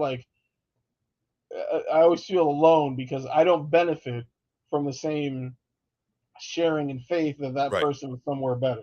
Same. You know what I mean? Right. But the thing is, my point about that whole thing is that while these people have one huge break in reasoning, a person of faith that's accepted, just a normal ho-hum Christian, Catholic, whatever, has just a lot of little breaks in reasoning. Right. And it's not so dramatic most of the time. But there's still breaks in your reason. Right? Sure. There's a lot of bricks in that wall. Thinking. Yeah, exactly. It's still magical thinking to some degree. It certainly is on both sides. Absolutely. There's magical thinking. Like I said, you had me in the first half because I think that's I think that's Corinthians. I think that's 1 It Corinthians. might be 1 Corinthians. Yeah, you're right. Yeah. But ultimately there's magical thinking. They're just splits, as how much do you believe that God is going to be the ultimate answer? Because it's the difference between, is God going to help, God helps those who help themselves, meaning call 911 so they can bandage your shit up and get penicillin, or let's just lay on the floor and wait for, a ray of sunshine to mend my leg back together, which is another unbelievably magical set of thinking as well. I mean, that's crazy. That's even crazy. What's crazier, thinking that there's people that come back from the dead and there's never been another case, and all of those things, and believing that everything happened the way it did, and then this, and then one side will be like, you're crazy, and the other will be like, am I? You don't believe hard enough. Yeah, no, and this is the tip of the spear. This is like where, and this stuff still goes on to this day. You know what I mean? That was my next question. What does it look like today? Still goes on to this day. Still going strong. Probably figured out better ways to cover shit up. You know what I'm saying? Right. But the common thing in all this quackery, whether it's religious, whether it's some of the gurus, that still exist, whether they're always preying on people's confusion, right? Right. They're preying on people's desperation, lack of education, but sometimes very educated people fall for this shit too, because even the very educated can get desperate. Yeah, well, I mean, but if you go get an education at Notre Dame and half of your your shit is going to seminary or whatever, or going to church, then of course it's just baked into the cake. Sure. That's why certain people don't send their kids to secular colleges and godless heathens. Florida State University, they're going to smoke pot and drink beer, And they don't even necessarily need to prey on these people. They don't really have to go out to them, because the confused and the desperate will come to them, because when you're vulnerable, critical thinking is dulled, and feeling and emotional cloud decision-making abilities. Yep. Right? Now, people listening, right? They might have heard all this and been like, look at these poor suckers. Who are these dumb fucks that fall for this stuff? But how many of you spent $200 on a digital picture of a stoned monkey and thought that it was your, path to financial independence? Salvation. I'll use the word salvation. Yeah, of course. Financial. Like guys like Gary Vee, who I think has a lot of great advice for people. I love what he says about flipping. I love what he tells young people when he talks about, how you don't have to have it all figured out by the time that you're 20. Take some time. He's got great advice. I like Gary Vee. But where he fails people is telling people that NFTs are the new, internal combustion engine, and it's going to change everything. Right. Which is something that is just inherently flawed and inherently untrue. Of course. How many of you people poured real money into, I don't know, the crypto craze? You know what I'm saying? Yeah. Another kind of snake oil, right? Takes many forms. Popular. During both of these things were very popular during lockdown. You know what I mean? During the worst of COVID, when we were all very desperate and confused, and people preyed on that. You've got shit like Red Pill, like the Tate brothers. Of course, that's it. You can mark that as a certified movement / religion. Absolutely. It's definitely a cult. You know what I mean? But what are they preying on? Like, let me tell you, a young man's first journey into dating, whether it's the opposite sex or not, right, is always confusing. Always. There's a time where, romantic expectation meets physical reality, and you've got to have some adjustment period there. Like, they know that those people there's always a market to corner on confusion. Now you've got the internet dating world, which exacerbates all that shit. That's right. Right? Mm-hmm. And they're there to capitalize on a market of desperation. You're You see absolutely what I'm right. saying? Yep. Well, there's got to be a demand, right? You also have to fill a need in society. So people, and you have to have a message, and a message that, for the most part, for it to work really well, there has to be possibility for an echo chamber. There has to be a place where only people, again, we're going back to the cult terminologies, where we have to congregate. Let's say we're in there, we have to congregate so we don't hear any other influence, like a weird Discord server, or or like Telegram, pieces of the internet, dark web. Only places where people like me and no others can possibly find us, and that way we're in our own little echo chamber. That solidifies the whole thing. When it comes to like the now, right? The now cultish behaviors you were talking about. Religion is out in the open. You can find that anywhere. But I always find it funny when there's so many different religions and things we've talked about tonight. And you wonder, how do these people cope with there being so many different, religions and ways, like the snake people, and then Pentecostal and Methodist, whatever. How do you square that there's so many of them, and so many just very the same, but just adjacent? So it's funny when people say, what was the old terminology? Atheists believe what is it? People who are religious just believe in one more God, right? I just believe in one less one than you do, right? Because they have to dispel thousands of different gods for that one God that they believe in to work. Well, I mean, variations on religions have always existed. Yeah, but only one's going to heaven. Only one's going to heaven. Even in the earliest period of Christianity, like year 100 to year 0 to 200, the idea of monotheism, the idea of a forgiveness, a religion that had forgiveness, the idea of a religion that was for the meek, right? A religion that said the more that you suffer, the more your riches are stored in heaven. Right. That was very appealing to the disenfranchised. You know what I mean? Of course. And within those first 200 years, there was a lot. There was Chaldeans. I mean, that's one that comes of Mandaists.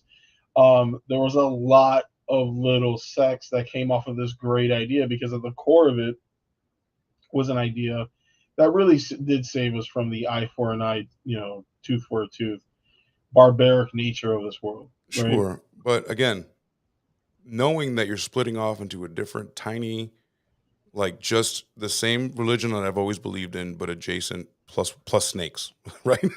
Yeah. Christian right? Now we have plus snakes. Okay. But they believe that only snake people will get into heaven. And then they must believe that what they just came from is not the pathway to salvation. So, and like Scientology, it's like Jesus plus aliens. You know what I mean? Actually, Scientology is completely secular, and since there's only like 40,000 Scientologists left in the world, they say that that's fine. You can have a higher power. It used to be that you couldn't, but now you can have a higher power, just like the Catholic, the Vatican saying, "Oh, aliens, yeah, those are sons of God." How convenient, since they can't explain for themselves where they're from. Let's go ahead and lump them into the Christ thing, but people are going to have to modernize. I think the bottom line of religions as well, you have to modernize. You have to also include aliens, include people that you might not include before. That will, the more you want your religion to succeed, the more you're including people that your hardliners are not going to agree with. And then you stuff enough of that in there, your hardliners are going to make a splinter off into a different, right? Absolutely. So I think that's another thing that people overlook as well, because the more inclusive you are, the cool thing about religion is not everyone is it, but I have the power to make you it with me if I choose, right? So I can tell you the gospel, I can tell you the word, I can tell you, I can faith heal you, but ultimately it's my decision, it's me and my brother, my church, my mission is to come and like putting a balloon and sending it over to Russia, right? With a Bible, like no one asked for that. But for some reason, there are some religions that clearly insert themselves into what you think, if you want to or not. There's missions right now. I'm sure there's people on boats right now going to some tiny, what is it? What is that island that people keep trying to like spread Christianity to, but they keep killing people that come to it? No. I think it's called the God, it's on the tip of my tongue, but it's every time a missionary goes to like, it's me, I'm going to do it. God told me to They talk get to them. myrtleized. And yeah. So did you guys talk about the Dalai? No, we haven't talked about the Dalai Lama. But that was gross. That was gross. Yeah. But again, they keep sending these people. It's like, I'm the one that's gonna break it. And by the time they get 12 feet from the shore of this shit, they're dragging him in. They killed him. He's on a spit with an apple in his mouth every time they try to do that. So there's also seriously. So I think the point is that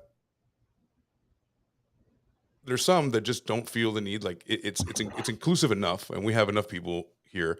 And it's good. It's our little thing where we're going to get to heaven ourselves. Other religions feel the need to grow. And also that's the need for money as well, and expansion and mega churches. And then we have that. But the more you include, the more you make big, some of the hardliners are going to be like, I'm good, bro. You know what? This is not what I signed up for initially. I've been flagellating myself for this, for you to then, have that person join no. In fact, I'm going to take our little coven and I'm going to split off with the other hardliners and I'm going to make something else. And we're going to go to heaven. And you're going to. And then sometimes it's something very basic and arbitrary. It's like the reason why John Lennon split from the Beatles. He wanted a harder sound. It's the reason why Eric, like Jimmy Page split from the Yardbirds and made Led Zeppelin. I just want to do my own thing. You know what I mean? Like that very much does exist when it comes to the splitting off of religions and cults. Sure. But what if, for example, and that's a good point. For example, we're the Beatles, but then they include like they four wanted to make their band, but then suddenly after a couple of years they want to include fucking Jeff Beck or somebody more even clownish, like what I'm saying. And Paul will be like, "Fuck this! I didn't sign up for this. I want to be like a true Beatle," and then him and John will split off, and then, you know what I mean? And then it's a game of like trying to contain all these people and ideas in this circle. But as soon as people have access to more information, it's really hard to contain that in the box, and then that's how there's a billion different ways to go, from the snake people all the way to. And what increases is that once you've become unmoored from reason, like okay, yeah, there's a lot of there's differences in kinds of political structures and schools of scientific thought, you know what I mean? Mm-hmm. But those are all somewhat bound by reality. When you're not bound by reality, there's even more options. Sky's the limit, baby. It's in the Bible. Sky's the limit. Sky's the limit, exactly. And there's always the opportunity for monetary gain. You know what I mean? So many of these cults end up, with what's it called? Just the leaders, basically fizzling out because even for like a sex cult, things turn into sex cults. You know what I mean? Oh yeah. I need you. I like your wife. I like your daughter. I like and they give up their women to them. It's always like such a common story with so many of these cults. That's the disgusting part of it. Like when at the heart of it, I really think is this common idea that religions and cults have in common, which is this otherism. Like there is this other place that we are trying to get to, that this life does not count for much. This isn't in all cases, but in too many of them. And for anybody that's looking at someone that believes in heaven and is like, oh, that's ridiculous, or anything like that. I mean, how many of us believe in the theory of the simulation theory, because we saw The Matrix so many years ago, that think that this is all a simulation somehow? That's just a non-religious impulse to believe that there is something more than what's in front of you, than this material world.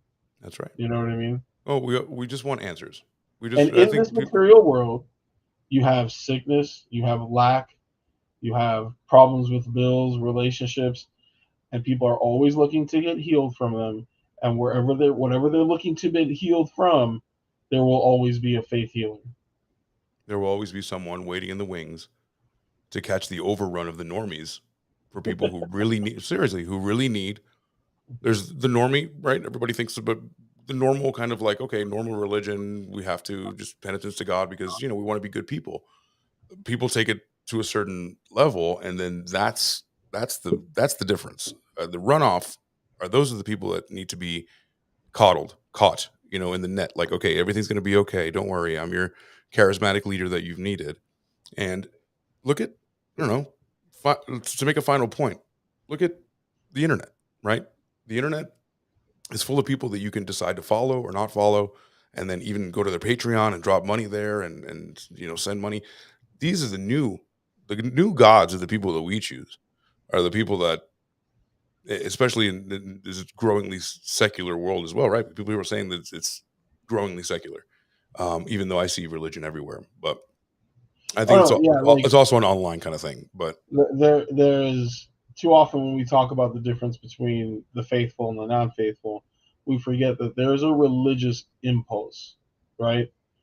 And religion, when you talk about Baptists, whether it's Scientology, Catholicism, Buddhism, Hinduism, or whatever, if religion doesn't fill an actual established religion, or even a cult doesn't fill that religious impulse that we need filled, you will find something else, and that's where you get shit like Bitcoin. Right. You know what I mean? Or owning 17 cars, or or MLMs. Right, or MLMs, right? MLMs, and there's shit like that. I see those people like culty devotion, because we have to realize, and we can expand on this on a conversation about religion, but the thing is, how can I say this? We have been, as a human race, we have been speaking the language of superstition a lot longer than we've been speaking the language of fact. Our lives have been bordered by the unseen for a lot longer than it has absolutely what can be reproduced, what is material. You know what I mean? No question. Everything, almost everything, is preyed upon. And what I'm saying is, I hope this happens to whoever that is, but it's always never the it's never the will of God, and that's one of the things that always kills me, and that's one of the things I wanted to also leave here somewhere. I'm not sure if we were going to talk about religion a lot, but I'm glad we did it for the final part. Is if people believe in God's will, right? God's going to do what He's going to do, right? This is all a plan. It's all in front of us. This is everything. He already knows the end. He already knows everything. Then why pray? Why pray? Why are you praying? Are you trying to change God's will? Just let it happen. You know what I mean? So, what's one of the most famous prayers? Let me pray for the strength to accept that which I cannot change. You know what I mean?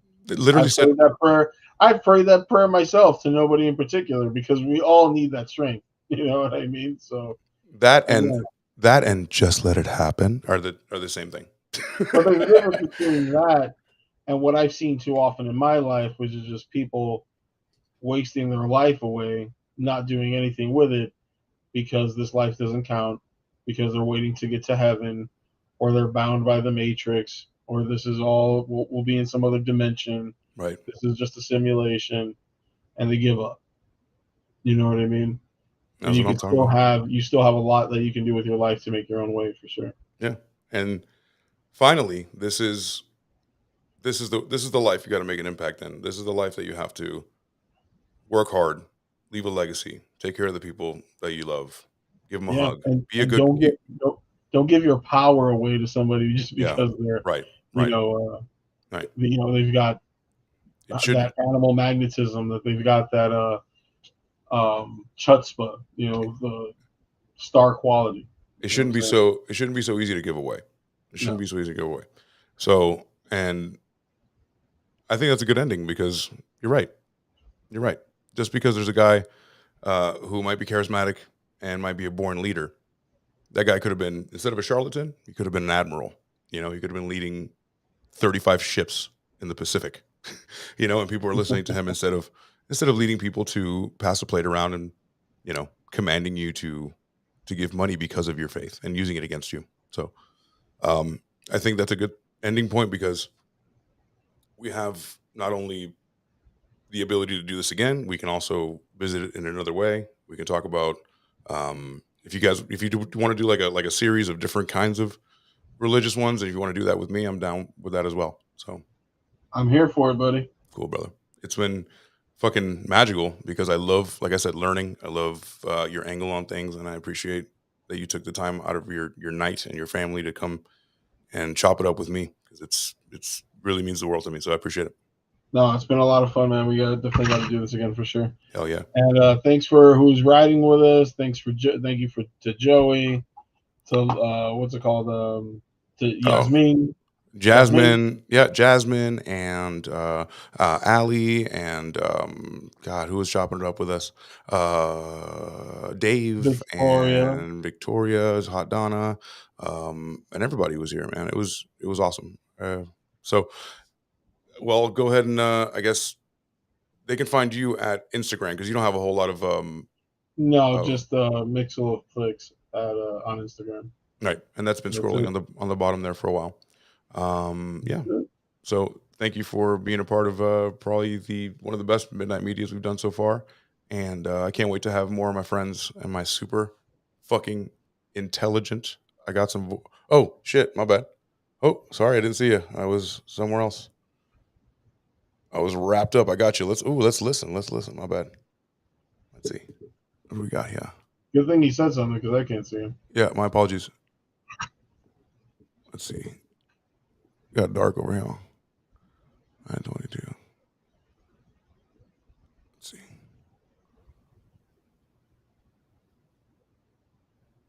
I'm gonna be iffy on the whole thing when the guy that says he's gonna heal me like that. I live on another level. Listen, man, I'm telling you, there used to be a time when being crazy meant something. Nowadays, everybody's crazy, man. Listen, I'm Charlie Manson, man. Yo, we got a bunch of them. This is a perfect send down. I need to hear it again. I live on another level. Listen, man, I'm telling you, there used to be a time when being crazy meant something. Nowadays, everybody's crazy, man. Listen, I'm Charlie Manson, man. My favorite. Oh, dude, AC, my bro.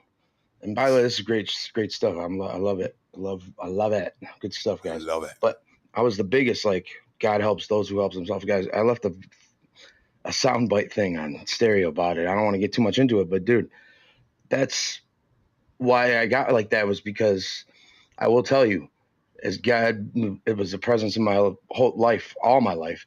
Like, people at the church, dude, especially with, being Catholic, growing up that way, catechism, making my communion into my confirmation, people that were there to be seen. They showed up at church with a smile on their face, and everything's wonderful. Even people in my family, and I don't want to judge too much, but that shit turned me off. Yeah. To wanting to fully give everything to God. But like, and that's it's terrible when people, when so-called Christians use this stuff, and it turns people away from the church. Surely does. Turns people away from God, rather. And what do they call them? The STIs? Dumb fucking things, man. Somebody I know bought it was a play that John Wall, the basketball player. Oh, yeah. It was like, it was a really sweet play that it was it was a video or something like that. And he bought the STI or UTI. Wait, no, that's urinary tract. What the hell am I saying? You know what I'm talking about. Urinary tract infection? Next week on Midnight Media, a deeper dive into urinary tract infections. No. Yeah. Thank you for those, Joe. I appreciate you hanging out to the end. It was a long one. Double usually what I usually go for, but it was fucking worth it. I wouldn't trade a single second of it. So fucking stick around. Next week we got Hot Donna. That's going to be interesting. Might be a long one as well, because she can definitely chop it up, and she's really interesting. So a lot more like this. Check out Twitch if you are a Twitcher. Got some clips up there of Joey and I that I finally got to with the cooking segments from back from last week. So We got the sweet and sour cow vagina bit, which is etched in my brain now because I really loved editing that video. It was amazing. It was amazing. I got to hear the bit so often that Joey's voice is in my head. So anyway, give him one last goodbye, and I'm gonna play the music, and we're getting the fuck out of here. Thank you again, man. Thanks for rolling with us. See you soon. Later, bro. We'll see you soon, Later, and we'll see you next week on Midnight Media. And I will be